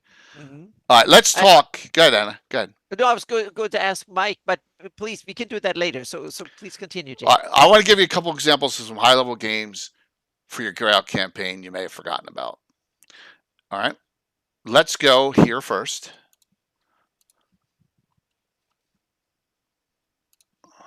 I agree with you, Gary. The GPXP. No, I've never done I it. ditched that. I never used it. I ditched it right away. I do if the mission is successful with bonuses and things like that, and maybe a Yep. couple kills. All right, we are going here. Here's the Defiled Glades, and we're coming here, like we said earlier that we were going to. And let's check out this adventure in dungeon number 118. All right, look, you can get your maps here. Right, this is during the lovely GREYHAWK era, obviously. Mm-hmm. And we come down here, and not the Flump one. No. It's called Throne of Ayus by John Simcoe. It is page 58. What's CR on flumps? I forgot. Are they low level, mid level, or? I don't. That's a good question. I don't know. Yeah, I need to Google that and see if or go look in somewhere. So yeah. All right. So Throne of Ayus, probably 6. I don't know if that means. Had a raging fight over on GREYHAWK one time. It constituted gold. But yeah, everyone can do it differently. The way they do experience. Nothing wrong with it. So, Mike Schley did the map work on this, which is cool. GREYHAWK, high level, temperate forest and dungeon crawl. Throne of Ayus fits right into any campaign here. And it says here 4 15th level characters. I did this adventure number 729 in my listing of 1,064 adventures, number 729, and it's right in the Defiled Glades. So, it gives you a little background on Ayus and Groomsh, and yes, cool. Yeah, absolutely. And it, which dragon was this? Dungeon 118. Dungeon 118. Thank you. Yeah, and you placed it on your map, Anna. Yep. Mm-hmm. Oh. Yep. It's one of the issues with the maps. 4-part GREYHAWK map. Absolutely. So you got a lot. It's a cool adventure with and it's talking about. There's a lot of connections with other rivals in the SUS. So I'm sorry, in the Vestvi. So you get a lot of the flavor here. And some really cool adventure hooks. And here's you can see it's Mike Schley. Here's the timeless tree. You can see exactly in the positioning where he placed it, and Anna placed it right there. But a really cool Mike map for you, showing you the location of it, and it is pretty nasty. It's pretty cool. I mean, it's like the one in Ohio, right? There's a big serpent mound in Ohio. It's similar to this, which is really neat. So yeah. And it gives a feel, if you like demons and you like all the other stuff thrown in there. High level, look at, you're gonna run across some high level souped up orcs, because 3rd edition you could scale up things a lot easier. Look at this exotic weapon, orc shot put. So again, sticking outside the box on this one. Oh, that's cool. Yeah. So orcs with 77 hit points. Think about that. There's a Shimra. Mm-hmm. Yeah, some neat. It's 3rd edition era. They had orcs then. Yeah, and that's the thing. And I scaled this back to 1E2E, no problem. It's really not a problem to do. Yep. There's the encampment there. At the start of the mound. So you have to deal with the creatures outside. Look, do you use that for Ayus, Anna? That symbol? Yep. Okay. I made a white one and a dark one. It's available in Herald. Yeah, posted it a couple of months for made a version. There's a white version and that dark version. So yeah. Very cool. I forgot what the reason, but there was a reason before that was a white one and a black one. I think it was that it was IU's way of divide and conquer among his own clerics. So okay. So he could who he could keep an eye out, sly way of spying on and divide his underlings, so to speak, his priests. Yeah. Slods. All sorts of that's good. That's good. Great art. Yeah. Yeah, really nice art here. Some really good stuff. Great maps by Mike. Looks like a rock. So there's demons all involved, and this is one of those. Oh, I need to go there. Yeah. It's high level, but it's 14th, 15th level. It doesn't affect. You're not destroying IUs here. You're not, it's not doing anything. It's going to affect your campaign, which is good. I like adventures like that. They're going to, do something to the positive, but it's not going to. But let's see. To defeat IU should never be an adventure goal. That's a campaign goal that happens over 50 adventures or something like that, where you can get to finally defeat him. This is one of my favorite maps here. That is so cool. Yeah. Right. It's just cool looking. So. Yeah. There was so kind of cool and strange. There was more creation on old stuff than on new D&D. Are you talking about GREYHAWK? Absolutely. But you just got to know where to look for this stuff. The Cathedral Within, and so a really good King Bog One Eye, magical beast. So it's a nasty fight at the end, and.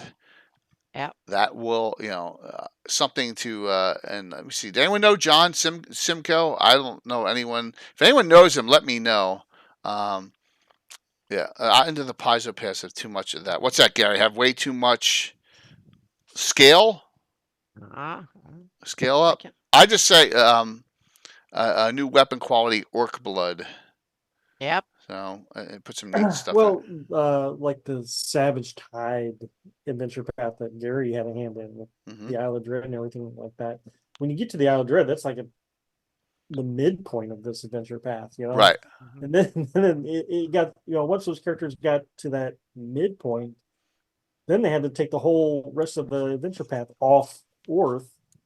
Right, because they had to, because it was so high. Yeah. So I think. I'm not making an excuse for them. But my guess is we got it while we got it. We got to go big or go home. Could that be it? I mean, because they don't know how long they're going to have that was the last of the adventure pass. And they're like, James, this is your campaign. Just go with it. Go for it. Right? I think that's what happened in that. Because you don't get that feeling. And that's a good lead into this. You don't get that feeling with this. I don't have that feeling. Like, this is a great story. Expeditions, another high-level adventure. I don't know what recommended levels this has, or even if it has a recommended level on it. But, like, I ran this for 9th, 10th, 11th, 12th level characters.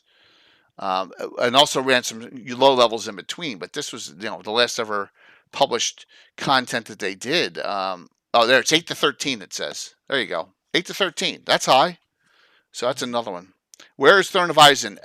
Dungeon number 118 XT. So I agree, Gary. You don't need to go. This one doesn't go to 20th. And this had a good story to it. There's too much stuff. I agree. There's too much stuff to call out. Return to Temple of Elemental Evil off my shelf. And that's 4th to 14th. Not as high as I thought it was going to be. So it's 4 to 14. Okay.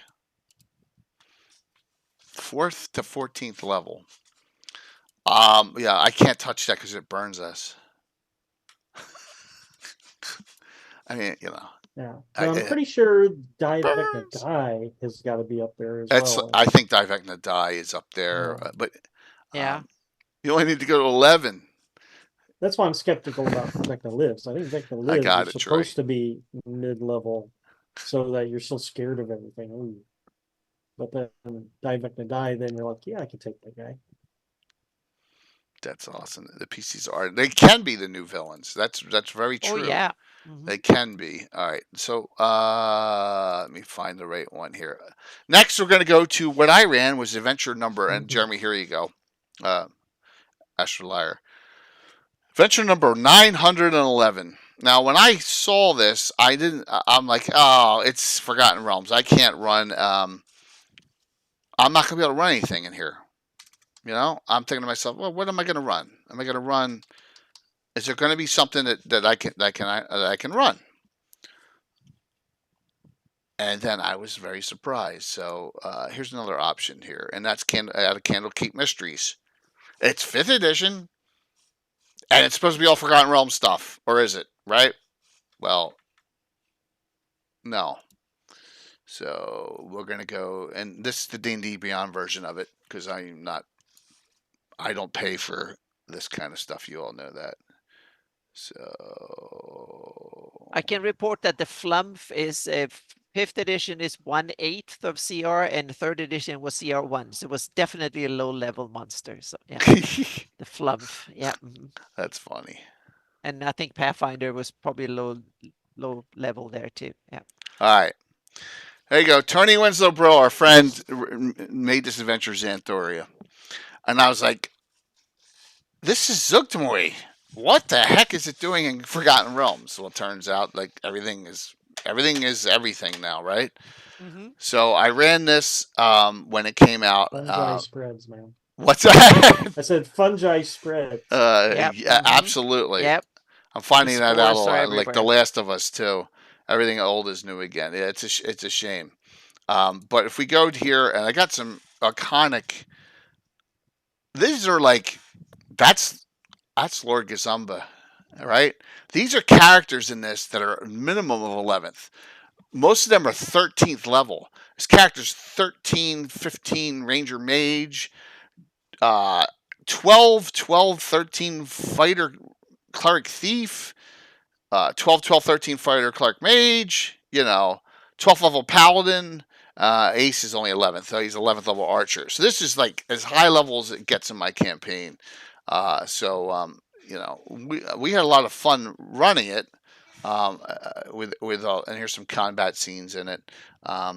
Splat marks and things. But yeah, it got really nasty in this, and so Tony did a real good job. But this was 150 adventures ago, and it's not that long ago, a couple of years ago.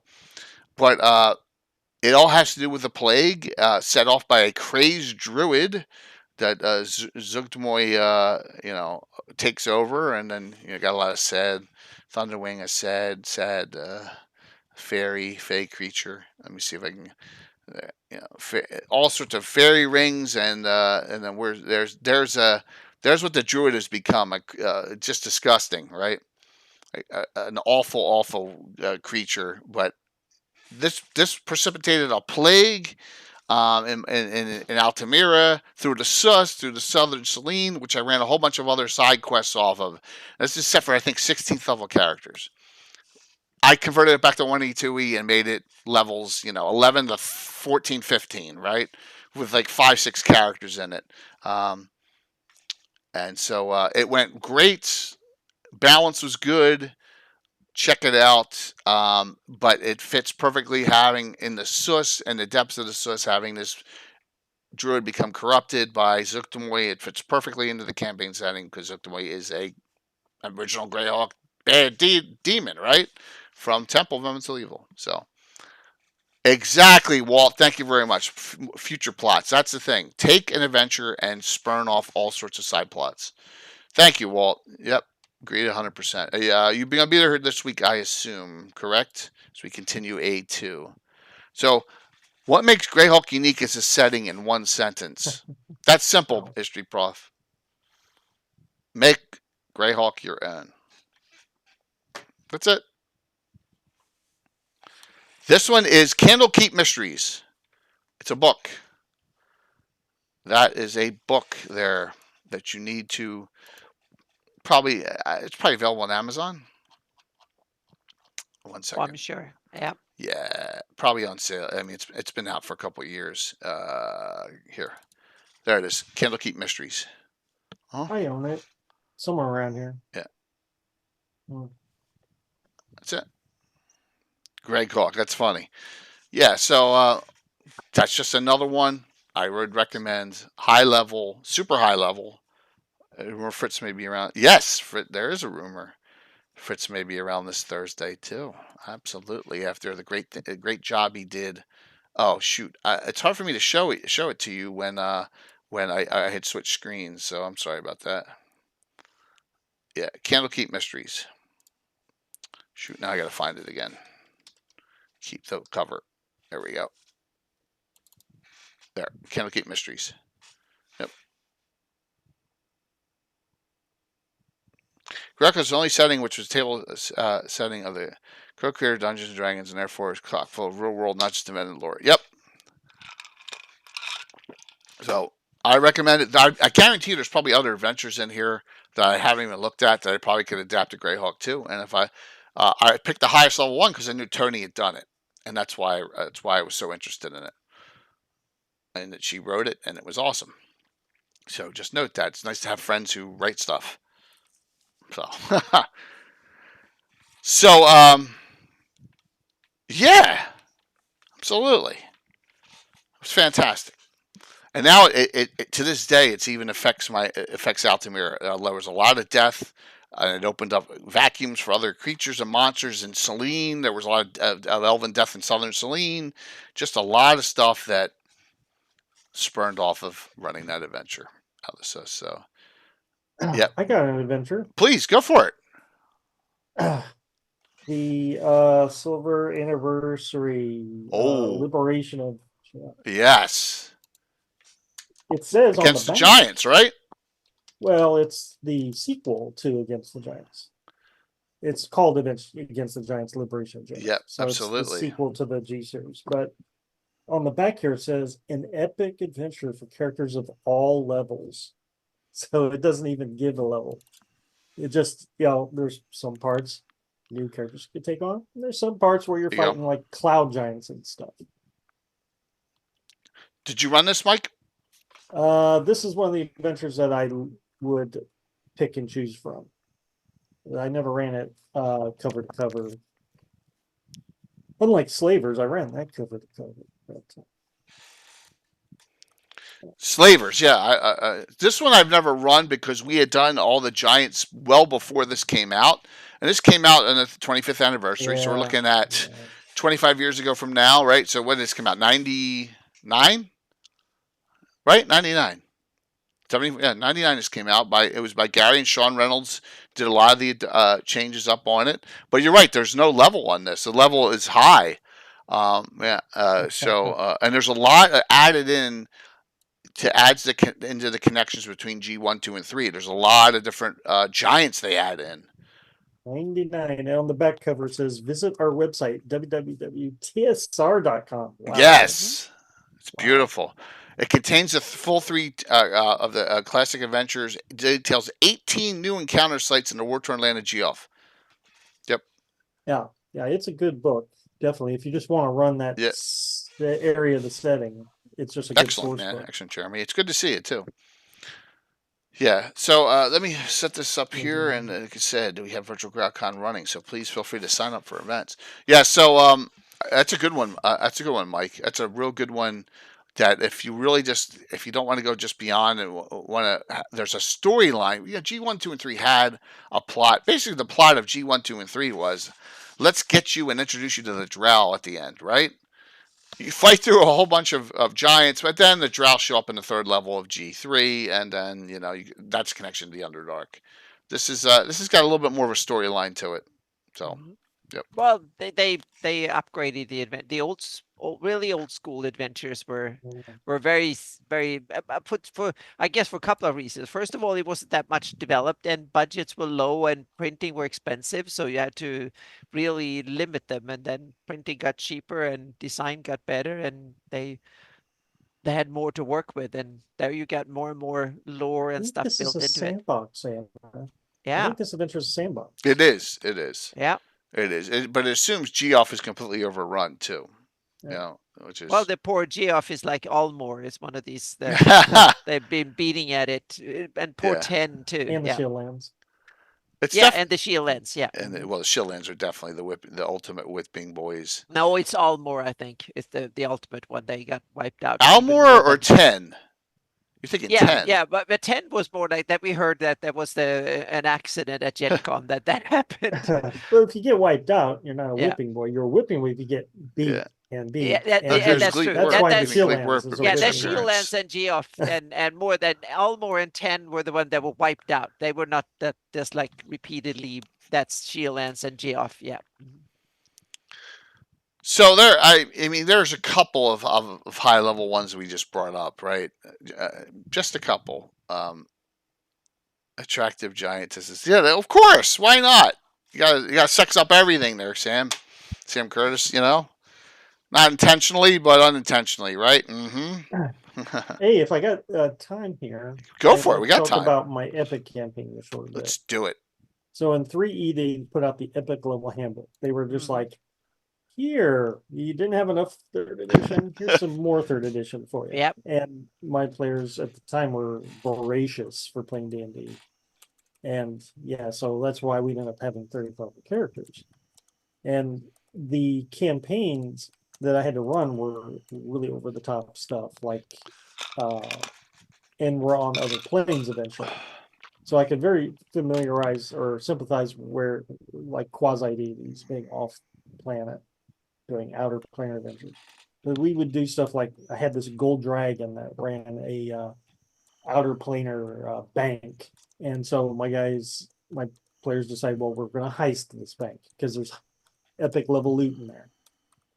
So they lost. It was just a series. It was just a series of schemes. When they got high level, they became the villains, just like what the guy said in the chat. Yeah. They became the villains. It became me coming up with adventures so they could live out some kind of these grand designs. You know, they were making demi planes, and then they were just picking fights at that point rather than me bringing fights to them. It was a very weird time, but apparently they enjoyed the high level play. It's interesting because you had the epic book for in 3rd edition, but Pathfinder 1 had a different take in mythic adventures, which I think was much better done because epic they just inflated the armor class and the hit dice and a whole bunch of stuff in epic and things derailed. Mythic was interesting because mythic was a way of getting your character more special from mid-level all the way up, so to speak. So it was like high level play slowly introduced into your character to be special. And the take on archmages and stuff, I think Mythic Adventures were the best I've ever seen in making things like especially like if you wanted to have like Gandalf like powers and like the true archmage and stuff was Mythic for PF1 was the best in that sense. In PF1, okay. Oh yeah. The Mythic Adventure was fantastic, especially for the high-level spellcasters. To answer Gary's question, what's the right level to take PC's existence? I would say like mid-level, where they're in the outer planes against their will, right? They don't have their own means of getting back. Once they have their own means of going back and forth, then they need to live on the outer planes. But you can also instead of just taking the characters and pull them all the way out, you can take the other plane brought in, meaning you can have like an evil temple where things are like in the nether planes inside the temple and stuff. So you can gradually introduce them in. You can have like crossovers in that sense that you can have a connection to the abyss. So one level of a temple in the basement is then you are like in the abyss. But so you can gradually introduce things that it doesn't have to be like, oh, now you're out there and you can never get back. So in that sense, you can have like a taste of these worlds even for low level play. Speaking of taste of worlds, Bruce Cordell's Gates of Firestorm Peak was a game changer. Yeah. This gave me something that was beyond the reach of literally beyond the reach of these high level characters I was running for. throwing out Far Realms and these Mhm. Cthulhu, who Yeah. Seeing if type I have that on monsters. my machine. And I don't think I do. ultimately, that's where my 3E campaign ended. In Yeah. the Far Realms, they know they did. What level was Firestorm Peak? It went from low to high, right? It went from like 2 to Yeah, I think it was. 2 to like 10, right? Is that correct? It was manageable, but Yeah. the setup for it was, Yeah. I think, high level. So here's an example of an outer planar adventure. Let's go to Dragon 67. Okay. Early on, so you can find this real easily and get this here. And look, we got, look, new magic user spells are going in at Arcana. A lot of them. GREYHAWK, first appearance. Valiel's, Kushis. Cool. Yeah.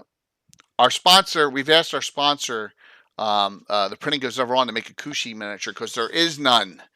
In 40 years, we don't have a Kushi miniature in the Elven Dog, and we're trying to get one, so they're going to make one for us. Yeah. The Ecology of the Spider, that is an excellent article written by someone who actually knew a lot about spiders. So, yeah. So, It's 58. Meph Thank you, says Mike. Firestorm Peak is 5 to 8. Okay. So, I haven't run it. I'm saying Deities. Firestorm Peak, I'm not calling it a high level adventure. I said it was a game changer. It brought the Far Realms into D&D as a concept. There we go.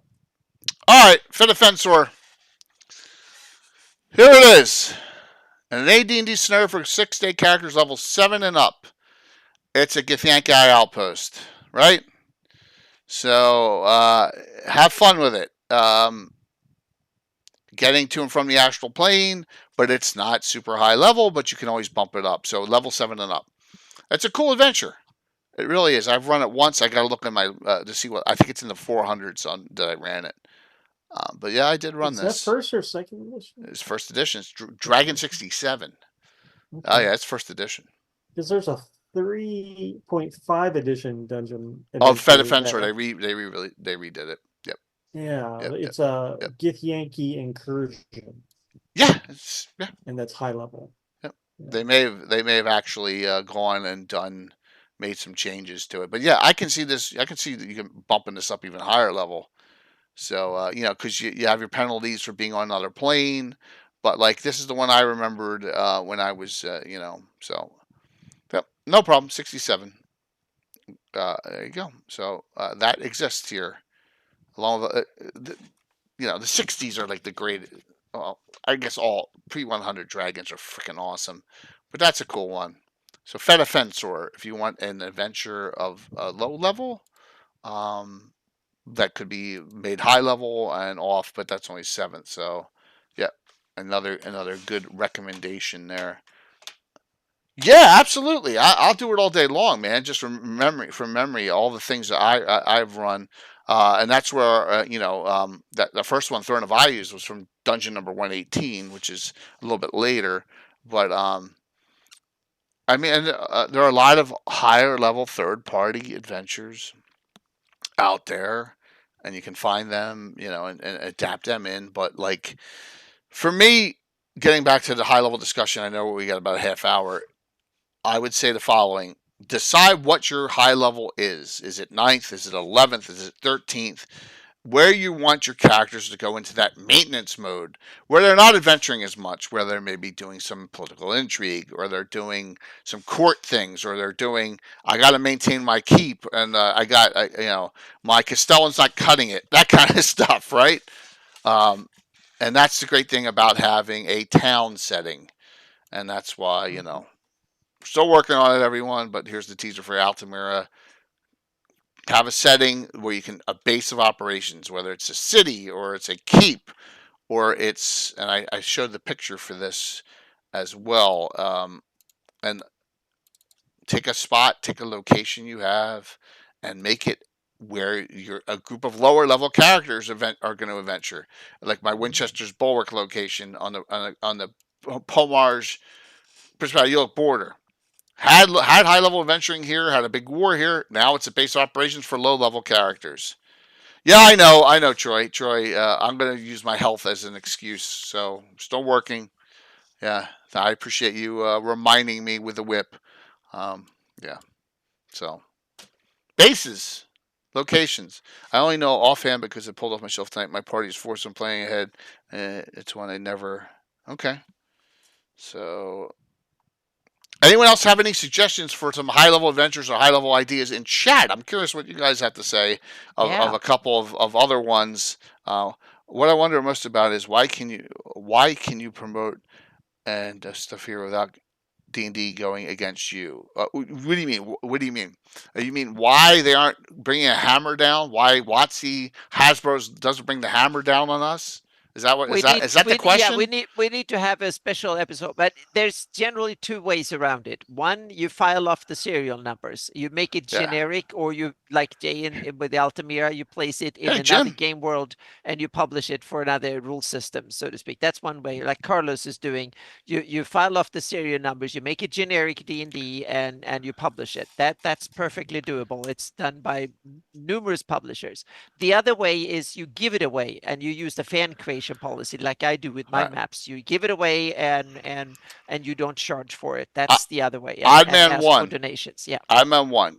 Take my screen here that you see and scroll down where all this stuff is below, where it has Virtual GrowdCon and all the St. Jude. Keep on scrolling down past until you get to something called WotC Fan Content Policy.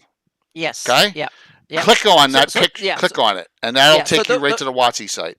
Yeah, so those are the two main ways you can work with this. Either you file off the serial numbers and publish it as generic for D&D compatible stuff, so to speak, and then you can sell it, or you give it away and ask for donations. And if you give it away, then you can operate under the fan creation policy. It gives you a lot more freedom, except the fact that you can't sell it. That's the thing. You can't make it into a product and sell it. We can make money from subscriptions and cheers and all that other stuff. Yeah, you can ask for and donations, Patreon, and like people can help you. Yeah, and people can help donate money to you so you can keep doing it, and you give it away. That's the model I'm using for my GREYHAWK stuff. It's available on my website. You can download it for free. Yeah, and Troy has a self-publishing seminar now. The only bad thing is you can lurk on the joust and participate in that because they're on at the same time. So I'm looking for. I don't remember what dungeon it's in, Jeremy. We're going to go to that one real quick. I got to find it because it is such a great adventure. That's a good one. Mud Sorcerer's Tomb is an ode to the Tomb of Horrors. Dungeon number 138. Is that right? Oh, that's good, Troy. Yeah, please promote that. There will be a seminar about that in I think it's Virtual GREYHAWK. Yeah, that will be a seminar that Carlos. Dungeon 37. It looks like. Yeah. All right, let me try Dungeon 37. Grand Joust come and go. That's funny. I wasn't going to do the joust, and then I had a lot of people come to me asking me, can we do it? And so the format this year is a little different. It's going to be it's the Grand Joust of Altamira, but it's going to be in grudge match form of setting, and we'll discuss that later on as well. Let me see if I can find this 37. I probably don't have Dungeon 37. So Mud Sorcerer's Tomb is a great one as well. Which is an ode to, but I can't. He brought it up and I can't find it on my machine. I'll bring it up in a future one, but it is really difficult, and it's an ode to. It is an ode to Kern. It's an ode to Tomb of Horrors. Now I know this. Let me do this. I'm all over the place. Let's check this out. I'll type in under here and I'll go mud.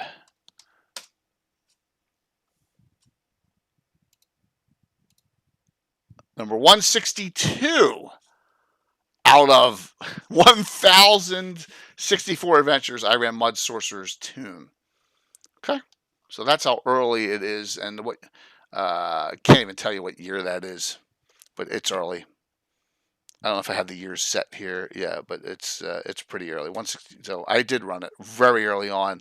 I know it was. I know old times. The joust is back. It's back. I reset it in And I'll run it if the thing with Andrew Scott Perry doesn't happen on Sunday. I'll run a second Lost City of the Soul add-on if that doesn't happen on Sunday morning.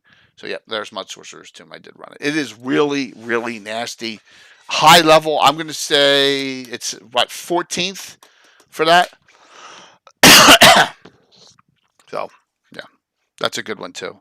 The old Night Below box set, pretty high level too. Not sure where it's set. So Night Below is set in Yeomanry Underground. If you go to Malden's site, he has the entire thing. All the levels of the Underdark on Malden's site, Jeremy, is set for Night Below and the D series. It shows you all the sub levels and all where it's based out of. There's even Prelude Adventures for it in Night Below. But I think that Night Below starts low level and then works your way up, doesn't it?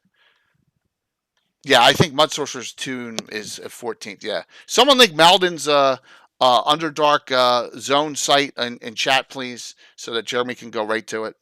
Yeah. For his Underdark. It's really cool. Yeah, it's another one. So give me some goals, and then Anna, give me some goals of characters for high level that you've had in your campaign. Rulership. Good one. Yep. There's Dennis. Oh yeah, Dennis, please link your Underdark leveling maps for Jeremy for the Night Below and all. What asking ye shall receive. Wow, that's awesome. Yeah, please link that. Dennis himself is right there. So, yep. All right, yeah, rulership. Two, okay. Godhood. Wow. Third edition. There are rules for that. Actually, okay. In Beckme, there's rules for that as well. Yeah. Wow. Yeah. Immortals level adventuring, right? In Beckme? Yeah.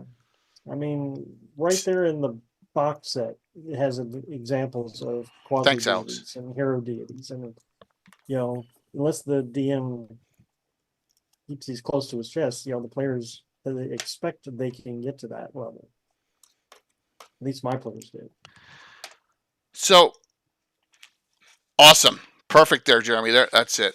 All right. How about you, Anna, on high levels? Well, I can tell the Rel Devon campaign was firmly reached up into the high level, and there was very much about securing Rel Devon, the principality's future, so to speak, to set a new goal for it, and to it started out with low level. What they were doing, they were in the chat hold, the march of chat hold, so to speak, and they cleaned up after the war, and they were fighting some low level and stuff like that. Then they level up, they got involved in politics more, and then it was more like regional stuff. It was the squabbling neighboring lords and Black Splinter, and they had to deal with him and some neighboring turfs, and then they started reaching into the high level. Then Black Splinter and his dragon and stuff, they had to go to him on a diplomatic mission to say to him, like, can you please be on our side in this issue, because this is your backyard, it might affect you too. And they had some nasty interactions, and they had to they couldn't just go in and kill things. It was more like going in and convince them while you defend yourself if they were trying to kill you, so to speak. So, and then eventually at the really high level, they had to thwart Savener and screw up his diplomacy, and then they had to. Then they had a wrench where Duke Zephyrin was trying to go in and screw things up. And all of a sudden they had to cooperate with Savener because Duke Zephyrin was still a threat. And he was going in. So they were like multiple, they weren't sure of who was the enemy. Sometimes your enemy's enemy is your friend. Sometimes your enemy's enemy is still your enemy. And so there was like tricky things like that. Sometimes they had to go in and negotiate with really evil beings. Sometimes they had to go in and if the negotiation went south, they had to kill them or simply try to get out. But if they killed them outright, that might be the worst outcome, so to speak. So it was like dealing with powerful enemies without upsetting the balance or things too bad, so to speak. So, and sometimes I overwhelmed my players with it. They were used to more like, oh, go out there and kill things and grab the treasure and stuff. So that's why I had I was overreaching. For half my players loved it, or 1/3 of my players loved it, and 1/3 was like they realized, though, it's not for me. That Really? game was yeah. It's like a lot of my games. They're not for everybody, but some people love them, and some people no. Okay. I want my XP. I want to go and kill things. I want to get my magic items and so on. I want to know who my enemy is, so to speak. And some players love the kind of the trickiness of it and the balance. But that's how I like my house high level games, is that if you misstep in one of the encounters, it doesn't mean that your character Hey, Rob. dies or anything like that. It simply means that, okay, now the whole campaign takes a different arc. Let's say you screw up your encounter with Black Splinter, and you kill his black dragon, or something happens, and he gets really angry. So he will call in Duke Zephyrin and say, "Now we have an alliance, and I'm going to defeat my my relatives and turn it out." And then you screwed up the whole story, so to speak, and turn it into something really new, a whole new campaign. Those were the risks.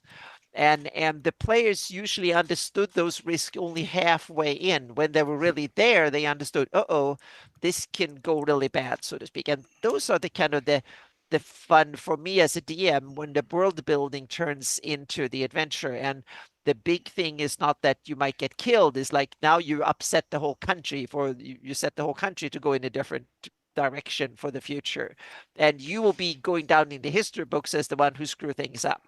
And that will be something your grandkids have to deal with, so to speak. So things like that. It's like losing your life might not be the worst. It might there worse things than die, so to speak. And that is what I want high level play to be about, high stakes that way.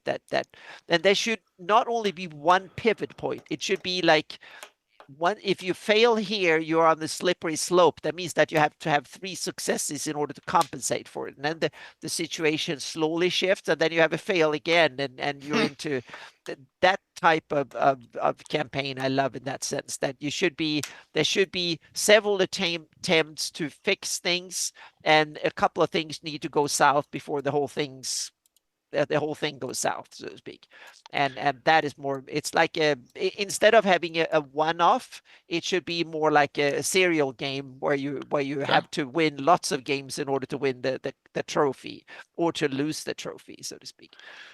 I'll say in mine, it's not like that, but it could be, if that makes sense. So 1 second here. I got too many things open on my machine. What the heck happened here? It's okay. I'm just, I have another question for Mike later on, so we need to. Please. Yeah. All right. So the long-term goals are different based on where you are. So for the shield lands, because we have this like corridor from Crit Roll running all the way up through the middle. Is of course the recovery of the shield lands in its entirety, whether that ever happens or not. It's a long-term campaign plot arc. So those that are here, that's their goal.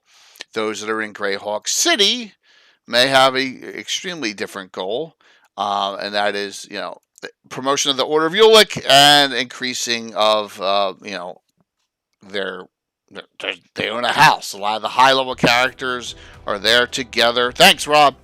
I'll keep track. That's 11. I'll keep track of them, and I'll match all the gifted subs because of September. Here in real estate, that sounds like real estate is good. Yep. Yeah, awesome. These characters are semi-retired. I mean, they're 12th level. They freed Tensor.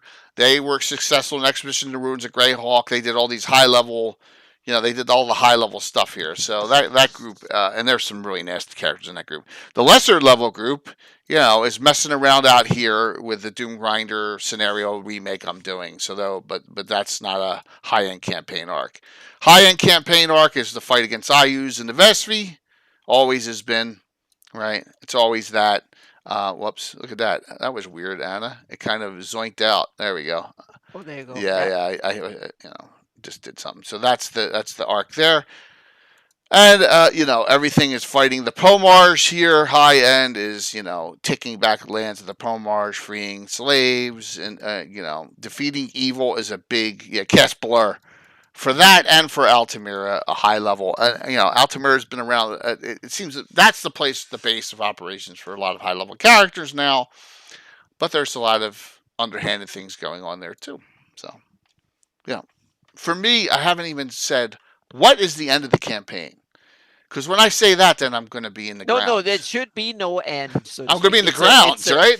Yeah, at that point, it's an ever ongoing. As right. long as the world exists, there should be more adventures to have. So I've done it for 44 years, Anna. I want to do it for at least another, 15, 20, So go ahead, Ash. You have a question for Mike?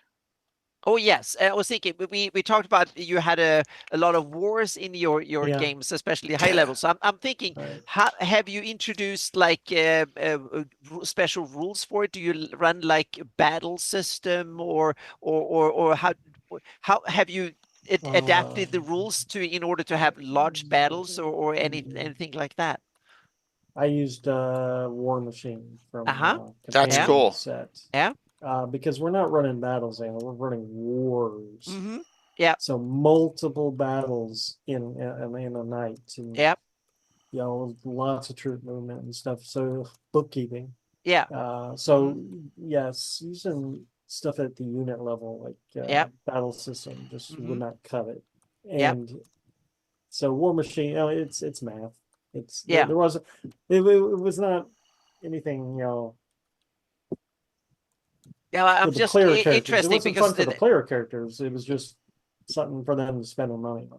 Yeah, and to me, it's interesting because your write-ups about that kind of hinted at you have some sort of system that made this happen and made it interesting. Mike did it all over. Barbarian lands, freaking all across. Vespi everywhere, right? War, so when the GREYHAWK Wars came out, I was like, oh, that's charming. Yeah, because I had already run it. conquered the whole plan. Yeah, and I ran through those things from the Ashes came out. So the 90s were a lot of stuff like that. And now I want to codify that into Hawk Tales because I want to have like a 3-tier combat system. You have the individual combat when it's characters versus monsters, so to speak. When that is fully detailed and you have full rounds and actions and all of that stuff. And then you have minions. That's if you want to introduce more enemies. Instead of fighting 5 enemies, you might want to fight 50. Then you need to have minions and that they need to be simplified and stuff. So you have no record keeping and it should be fun and it shouldn't clog up play completely. And then I have the next tier after that is what I used to call surrounding battles, but I don't know the better. And the reason is that is, let's say your characters are in a battlefield and they're fighting like in the Shieldlands and they're like hundreds or even thousands of orcs and dragons and demons and knights and everything happened. You're on the major battlefield between you can be 1,000 troops on your side and 1,000 on the opposing side, and then some big monsters and stuff. And those were the rules that governed all the combat that the characters were not involved in at all. And that was a way to simplify it so you could see what was happening and so on. And that was the surrounding battles. And in Hawk Tales, I want to have all these 3 tiers, so to speak. So they're tiers for full combat, for minions, and then for the mass combat, so to speak. And each monsters will come with, this is the full version, the minion version, and the mass combat version of this monster. So they should be built in. So you can just simply add and say, well, there's now 50 orcs coming running in here, and you have a relief. There's a bunch of knights coming in, and you can quickly describe and resolve that as part of the action, so to speak, but without bogging it down with full rules. Because if you have NPCs fighting monsters or other NPCs, you don't need to run that as full resolution. Only the things that the players are involved in and the characters are involved in is the only thing you need to resolve using full rules. The rest you can just simplify, really simplify it to make, and that I think is one of the things that could be a cool way of, then you can level things up. Major events with big things without clogging it down too much. And you can also have the player characters could be commanders and they can run whole units and they can have henchmen and simply say, well, system. So it's a system, Rob. And I want these things to work side by side during a major encounter, but it can also work in during exploration and stuff. Let's say you have you send out little scout parties in different directions, and then you see what happens, and you can play that out over a large map or stuff too. So the ever mysterious Tim is on. So Tim, do you want to? Are we doing more fencing in Leuven? Sign you up. Yeah, I know you like high level cool. adventuring. Yeah. Tim always likes high level. We haven't done a super high level in a while, so yeah, we need to do that. Get some things rolling. But you know, Tim's game is sold out for Virtual GreyHawk, which is great. So all right, in closing here. What's anyone have any comments or questions from the audience? Just note that once again, high level venturing is not as difficult as you may think it is, but no, it's I wouldn't do it every week. No, you shouldn't. Yeah, but yeah, I couldn't do it every week. I'll pick and choose my spots, and I usually do it on special occasions. And for example, I get my highest level special adventuring group is 2 drink minimum, right? Soft Squad's a little bit behind them, but 2 drink minimum, we got ninth level characters. I think that'll be no problem until it's 11th, and I think I can handle it on a regular basis, so it won't be an issue. It really won't. So, Mike, what do you got in closing on this topic? Thanks for hopping on, man. Yeah, no problem. I was hooked by the topic. Play with your friends as much as you can. If it gets into high level, then so be it. Mm-hmm. Right, because if they love it, that's a great thing. Yeah, absolutely.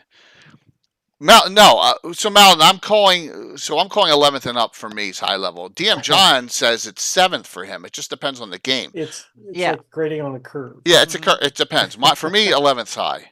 When we get in 11th and up, it starts getting high.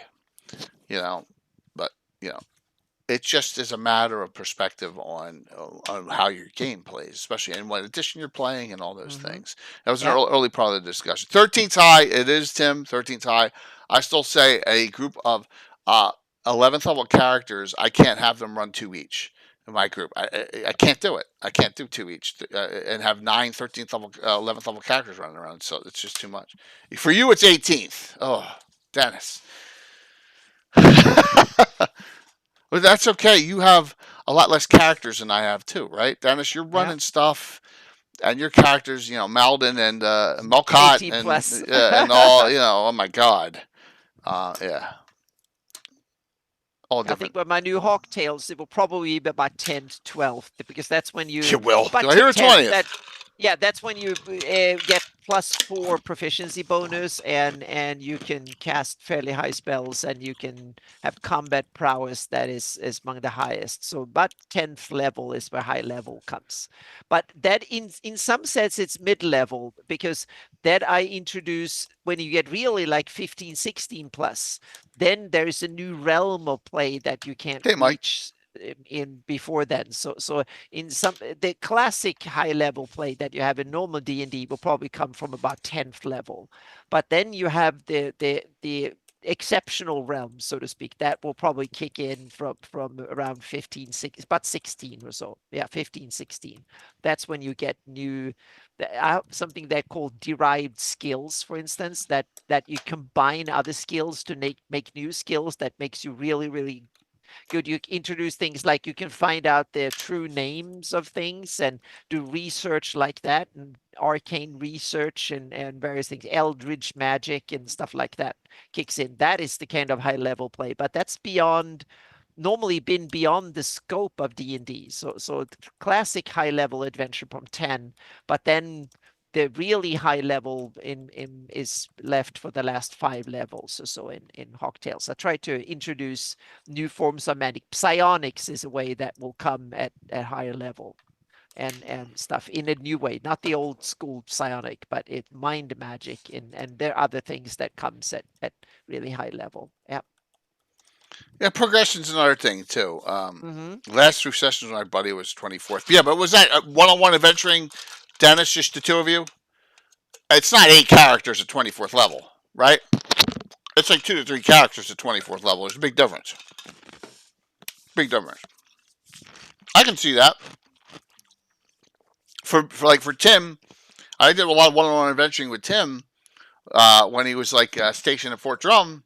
We go up there, and there was like 18th. He was an archmage, so I think it was 18th or 19th level mage. Yeah, it was one-on-one. I'm DMing, and I have some NPCs and stuff. Yeah, so that's different. That's fun. That's a fun thing to do. Yeah, that's slow. But Rob, but I was saying I've done Ed's character is over 16 adventures. Is only gone from 5th to 9th over multiple years. Like it's been like 3 years now. That's kind of slow progression. So I have no problem with doing slow progression. I want people to enjoy the game. And it seems like fun is all that matters on what level on the levels going up. And when you get to a certain level,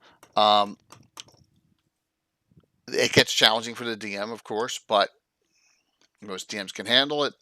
It's just a matter of not learning how not to have the scale creep, boom, boom, boom, boom, boom, where you're starting to throw demon lords against them every week.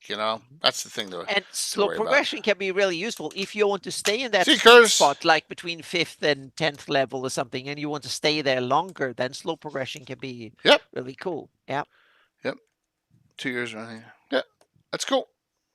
Chick is just a kill. See, Will, you're always trying to kill things. Don't want to kill everything.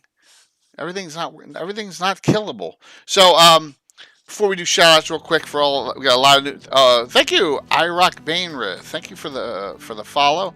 Let's go here and then let's go here real quick and tabletop events and show what's I did this real quick when we first came on, but just because I know we got a lot of new people on tonight on an off night. There are events there are plenty of spots for sign-ups. It's $5 to get a ticket to Virtual Greyhawk Con. Look, anything with a get next to it, if it's not a seminar, all seminars have get still. There are seats available. Lots of great stuff. There's 18 Greyhawk Reborn adventures. Here's one of Rob's with 2 seats. Deep Dwarven Delve just got put in, and that's a 3-parter, and they're all open. Here's some more Greyhawk Reborn. Here's Return to Greyhawk Chapter 1, Episode 2 Going to Town, another one. Mystery of the Stolen Boat, there's 4 seats. Here's one of Josh's, Ravages of the Mind, with 7 seats. Plenty of open spots. How does Anna still have 2 seats? I have 2 seats. You have 2. One got signed up here. So, hello from Scotland. Great to see you.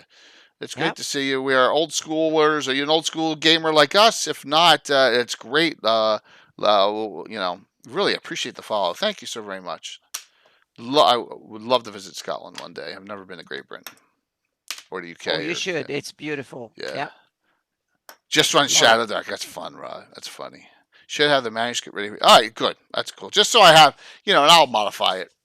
I'm just being a hammer there. Well, I'm looking forward to running it. I got all the stuff ready for it. So Grand Joust is sold out, but like I said, get on the wait list if you want to have a spot. You never know. I may have some openings. It's at least 16 players. So I have a lot of special people coming in, 5 signups, but get on the wait list because if that's where I'll be pulling from extras first. And then we got a lot of other adventures here. Look, Dungeon Land has 4 slots. Lots of great stuff. Here's a self-publishing seminar that Troy was talking about. Laser! I will. Well, I'll pick it apart. I'll pick it apart and modify it. Don't worry. I got it. Oh, 2nd edition? Well, iRock, if you know me, I'm in year 44 of my campaign. I'm a 1E2 EDM, and I've been playing forever. It's probably the oldest. We believe it's the oldest existing Greyhawk campaign ongoing in existence. So it's very cool to hear. And welcome to the community. And we're gonna stream again Wednesday night. Legends and Lore, which is So things are going well. It's good to see you, and welcome. So there you go. Look at all these great events still. A ton of open slots. Look, in Dickerus's Zeef game, I don't want him going and having to cancel. He only put in 1 this year. Zeef stuff is awesome. He's only got 1 person signed up. He needs more sign-ups for it. Remember, this is the first weekend in October. There's a whole month before this goes off, so you got plenty of time. But get your tickets. Sign up. It's $5 plus the cost of TT, so it's like $6.13 to register for Virtual GreyHawk Con. And here is the link for it as I put this in again. All right. So 1.J. Yep. Thank you very much. It is a mix. Yeah. Of course. GREYHAWK, we know there's going to be more GREYHAWK coming out with the new Dungeon Master's Guide. We're preparing for it. Whole community. If you want some Discords, everyone, Virtual GreyHawk Con Discord, GreyHawk Events Discord is there for the con. And then the Cannon Fire Discord, a lot of great talk on it. If I can find a freaking shout out. My God, there's Cannon Fire Discord. And if they don't work, you can go to the Cannon Fire site itself and connect to the Discord through there. Sometimes they deactivate. All right, Mike, what's going on with you, man? Thanks for coming on. Not a problem. What's going on? Let's see. Hey, I actually posted on GreyHawkery this year. Wow, the blog is up. Coming soon. Coming soon. So you're gonna start doing some stuff again? Yeah, starting October 2nd. Comics are coming back to GreyHawk. Oh, I see. Awesome. Yeah. Oh, and you have the right color, and it's a spiral. Oh, I love it. Yeah. So Anna knows what I'm talking about. It'll be a mix of some old familiar stuff and some new stuff. Oh. So yeah, I'm in. That is awesome. I'm back on the art wagon. So, oh, that is so cool. That is fantastic, Mike. Because I don't know about old yet, Troy, but right now I want to see more about old. Yes, yep. I'm looking at we need all Mike and all the other bloggers. Once the Dungeon Master's Guide with the GreyHawk content hits in it, people are going to want to search for more content. They need to know where to go. Right, they need and they go, oh my God, I got 12 pages of this now. And it's all probably basic stuff. Where are we going to go from here? And that's where we got to direct them to all this stuff that we're doing. So the whole community. So very cool, excellent. All's on the move to upper all east all. Yeah, it's funny. Yes, the Plains of the Paynims have been co-opted by all now. You're right. Yep. So, good times. So. Mike, enjoy your game on Wednesday. Yeah. Yep. And I are working on the title for Wednesday night, so we got it between a couple. Don't worry. We got it between a couple of titles. Villains, compare GreyHawk to other settings. Starting homes for playable races and unique GreyHawk spells. I thought we were going to do you want to do the playable races one? Well, we could do either of them. Works, but we're looking to see who's going to join us as far as special guests. We've invited some other people, and once we find that out, then we'll know. So we'll be working on that tomorrow. Yeah. Yep. And that'll be for. I think I probably had a typo on this. That'll be for Wednesday night, 7:00, and 2 nights. All right, Anna, what's going on with you?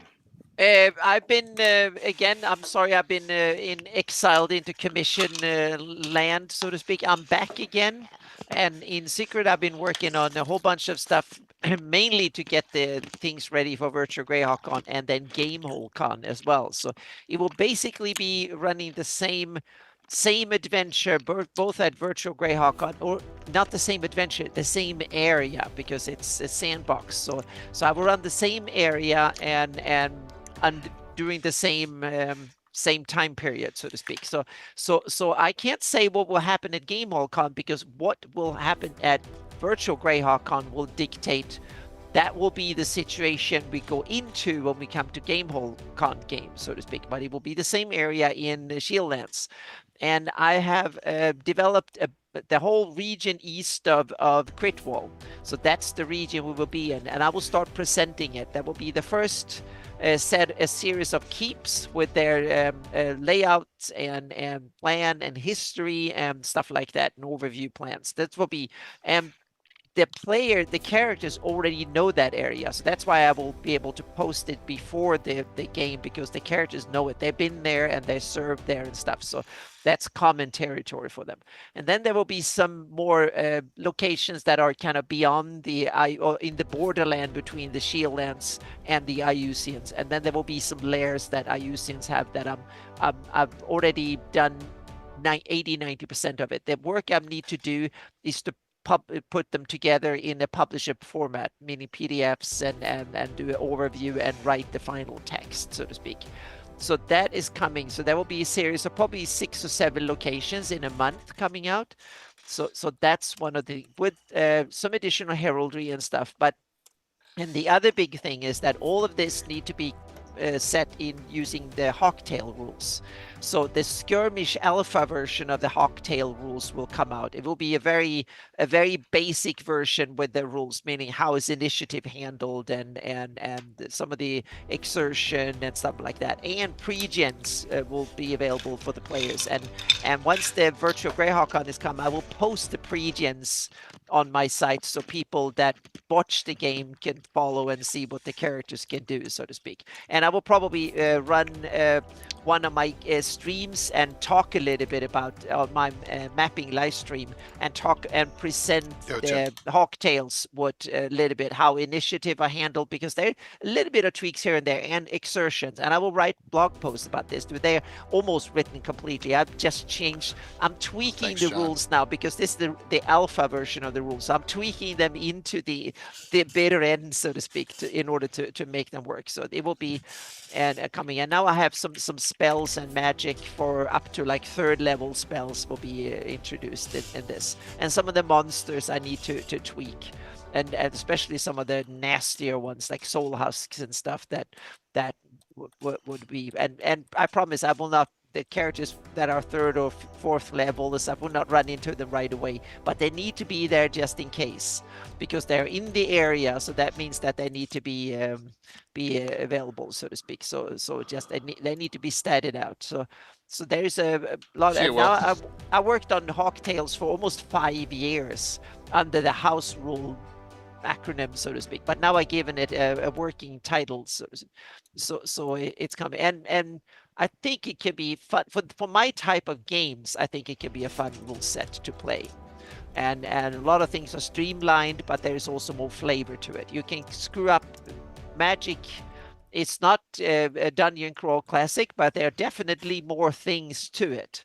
Instead of the 3 components, there I think it's like 7 or 8 components that it can be. So spells can have a lot more things to it. You might have to be get a condition if you cast a spell, and there's things like that things can go wrong too. And but you can also be a master at daggers, for instance. You can snipe and a whole bunch of stuff you can't do in normal D&D. So there are some surprises and some cool surprises too. And multi-classing is built in. Every character is multi-classed. There's no classes. That's the biggest change in the game. There's no classes. So if you want to be a wizard who can wield a sword, go ahead, you can. Or even wear armor if that's really what you want. So there is no limit in, you can mix and match things, but your deity might not like it. So if you mix and match the wrong things, so that's the So there will be a bunch of content coming out this month before leading up to it. So present what's coming for Virtual GREYHAWK. And then I will hold back some of the special things for my seminar at coming. But keep an eye out on my mapping live streams on Friday nights, because I will work on a lot of this stuff, and I have the past few weeks. So if you've been paying attention to what I've done on Twitch on Friday nights, you already seen some of this without me talking about it. I've just worked on it. So it's coming. So yeah. And again, I'm so sorry that I spent 6-8 weeks only working part-time on GREYHAWK. Now I'm back full-time on GREYHAWK again. So yeah. So it's, I'm sorry about the delay of things here a little bit. So yeah. Oh, that's okay. Yeah. Yep. Really, that's So perfectly fine. Yep. All right. So Thank you all. I matched them all, and then you guys hit me up with some more. So I will hit up the community on. I will hit the community up even further on Sunday night as we continue with September. So let's see what's going on this week. We have a Legends of Lore on Wednesday, normal time. We just got to figure out what it is. Don't have a banner for it yet. We'll figure that out. Okay. Mm-hmm. So, but Thursday I continue my redo or with the first look Pathfinders and A2 Secret of the Slaver Stockade. They finished the upper level down into the depths. So we'll see what's there and what's happening. Remember, I am also having condensing it down just a bit because you can't throw a dungeon crawl like that, like this crazy map. I can't put this map on my table. Look, I can't do that on my table. It ain't happening. You need a bigger table. No, I don't have enough Dwarven Forge and enough of miscellaneous other stuff. You talk to Stefan Picorni and he will set you up with more Dwarven Forge. Come on. How many? No excuses. I've tried that multiple times. Your sponsors and stuff. Come on. You might need a convention. They have big rooms there. That's where you go for it. So yeah. And you ask Jeremy at Gamescape 3D and. Well, I got plenty of Jeremy stuff, but I can't do it. Then you set up a whole big dungeon and you combine some Dwarven Forge with Jeremy's awesome stuff and so on, and you set it up. And I'm going to be honest. A lot of shit in here is boring as hell. Well, empty room after empty room. Yeah, I'm going to condense it down and make it more fun. So yeah. Mm-hmm. Yeah. You got a ton of Dwarven Forge you don't think you ever used, Jeff? Well, then we can talk, man. Yeah. So, all right. Thank you for that second hype train of the stream. I really appreciate it. But that is Thursday. Now, back to special events. The shout out is slightly wrong because if you watched 2 weeks ago, okay, they had a mission that their bounty hunter friend Tress Winchester took them on to capture one of the Dwarven Prince's Highwaymen, one of the bandits, Dante de Rochefort. And they captured him at the end of the adventure, alive, like was the bounty. And on their way back in the morning, they woke up to him. He's being restrained and all. They woke up to him. Someone had killed him in the middle of the night, and they don't know who it was. So, all sorts of rumors about. They know that, and Heather Hex, who changed her name to Villainice, and in Twitch, her character Cobra was rumored to be around rivalry of the other bounty hunter, and is rumored to have killed this character. Whether it's true or not, I guess we'll find out. So, Cord can't play, so I brought Heather in playing Cobra. So I think we'll see what the dynamic happens. You can always blame Fritz. Fritz is blamed for everything. I get blamed for everything at home here, Troy. Fritz gets blamed for everything in D&D. Him or Michael Baton. So, we'll see what happens. So the name of this adventure is Collaboration, and it's Saturday at 1 to 5. Okay? No early morning games, so everyone can enjoy it, but we got a real nice group.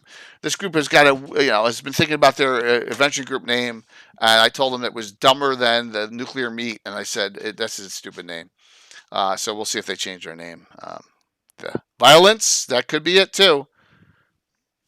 Could be it. I remember, I'm a South Jersey. I hack everything up South Jersey-wise there, Scotch, Jeff, you could be right. So... And that is Saturday. We'll have fun with we got Case and Dessa, the brother and sister team. Coco and Sir Timothy have all confirmed. The only one who can't make it this time is Korg.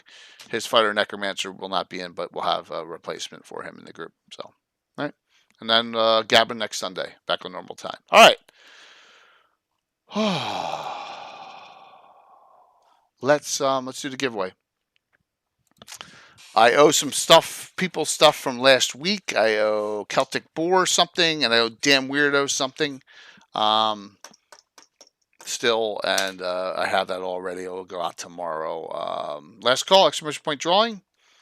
We'll see who wins the Classic D&D reprint giveaway tonight. Going to close this out. Let's see who wins. Thank you all for the support. I really appreciate it. We're rocking and rolling, and the month has begun. Entries are being closed. Winner tonight is Barry Kirmingham. Grats. I just saw Barry on, right? So I think you're good. Let's make sure Barry. All right, Barry. You got to let me know what you want here. I have an original world of GREYHAWK. I got a Treasures. I got a Marklands. I got Adventure Begins. You tell me what you need or don't have out of those. I do have some adventures. I have G1 through 3. I have Showcanth here still. I have Tomb of the Lizard King. So I got some good stuff here. You tell me which one of those you want. And I think I got your name and address already. And we'll send that right out. So let's raid into Agora Quest. I really get to raid into Sean. I think it's his old school game. Yeah, well, hey, I got plenty of them. So, you know. You won treasures from me before. How about, do you have the GREYHAWK Adventure Begins by Roger Moore? Barry, how about this? Do you have this? That's a good one. Oh, it's a great one. Yeah, how about this, ever. Barry? Yep. I'll send that to you. All right, does that work? Just let me know. That gives you a lot of great updated information. All right, there you go. Perfect. Yeah, sometimes you get lucky. Some people like Dale Assure win them 100 times. So thanks. Thank you all for coming on a Monday night. Great audience for a Monday night, right? Thank you so very much. Mike, thank you for coming on. Anna, thank you for coming on. Oh, yeah, thank you. We'll see you in 2 nights. It'll be a lot shorter than normal. See you Wednesday night for Legends of Lore, Thursday for my normal RPG with my friends, and then Saturday afternoon for a great RPG all-star event. And we'll see you. Yeah, and please keep on IROC all the way from Scotland. Please keep on participating. You know, yeah. The community needs new people from all over the world. So see you all. See you all in 2 nights. Everyone have a good one. Bye. Bye. Hit a wrong button. Wrong button. I hit a wrong button there. That's a shout out from. I don't know why that came up. All right, let's raid into Agora Quest.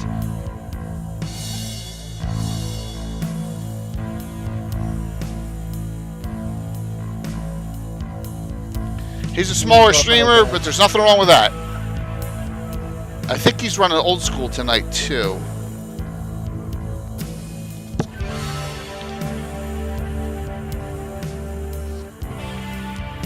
Nice. 5, 4, 3, 2, 1. Everyone have a good night. Thank you very much.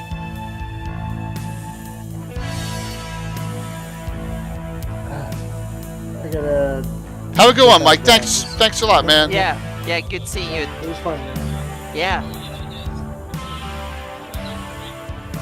All right, let me shut this off here. Yeah.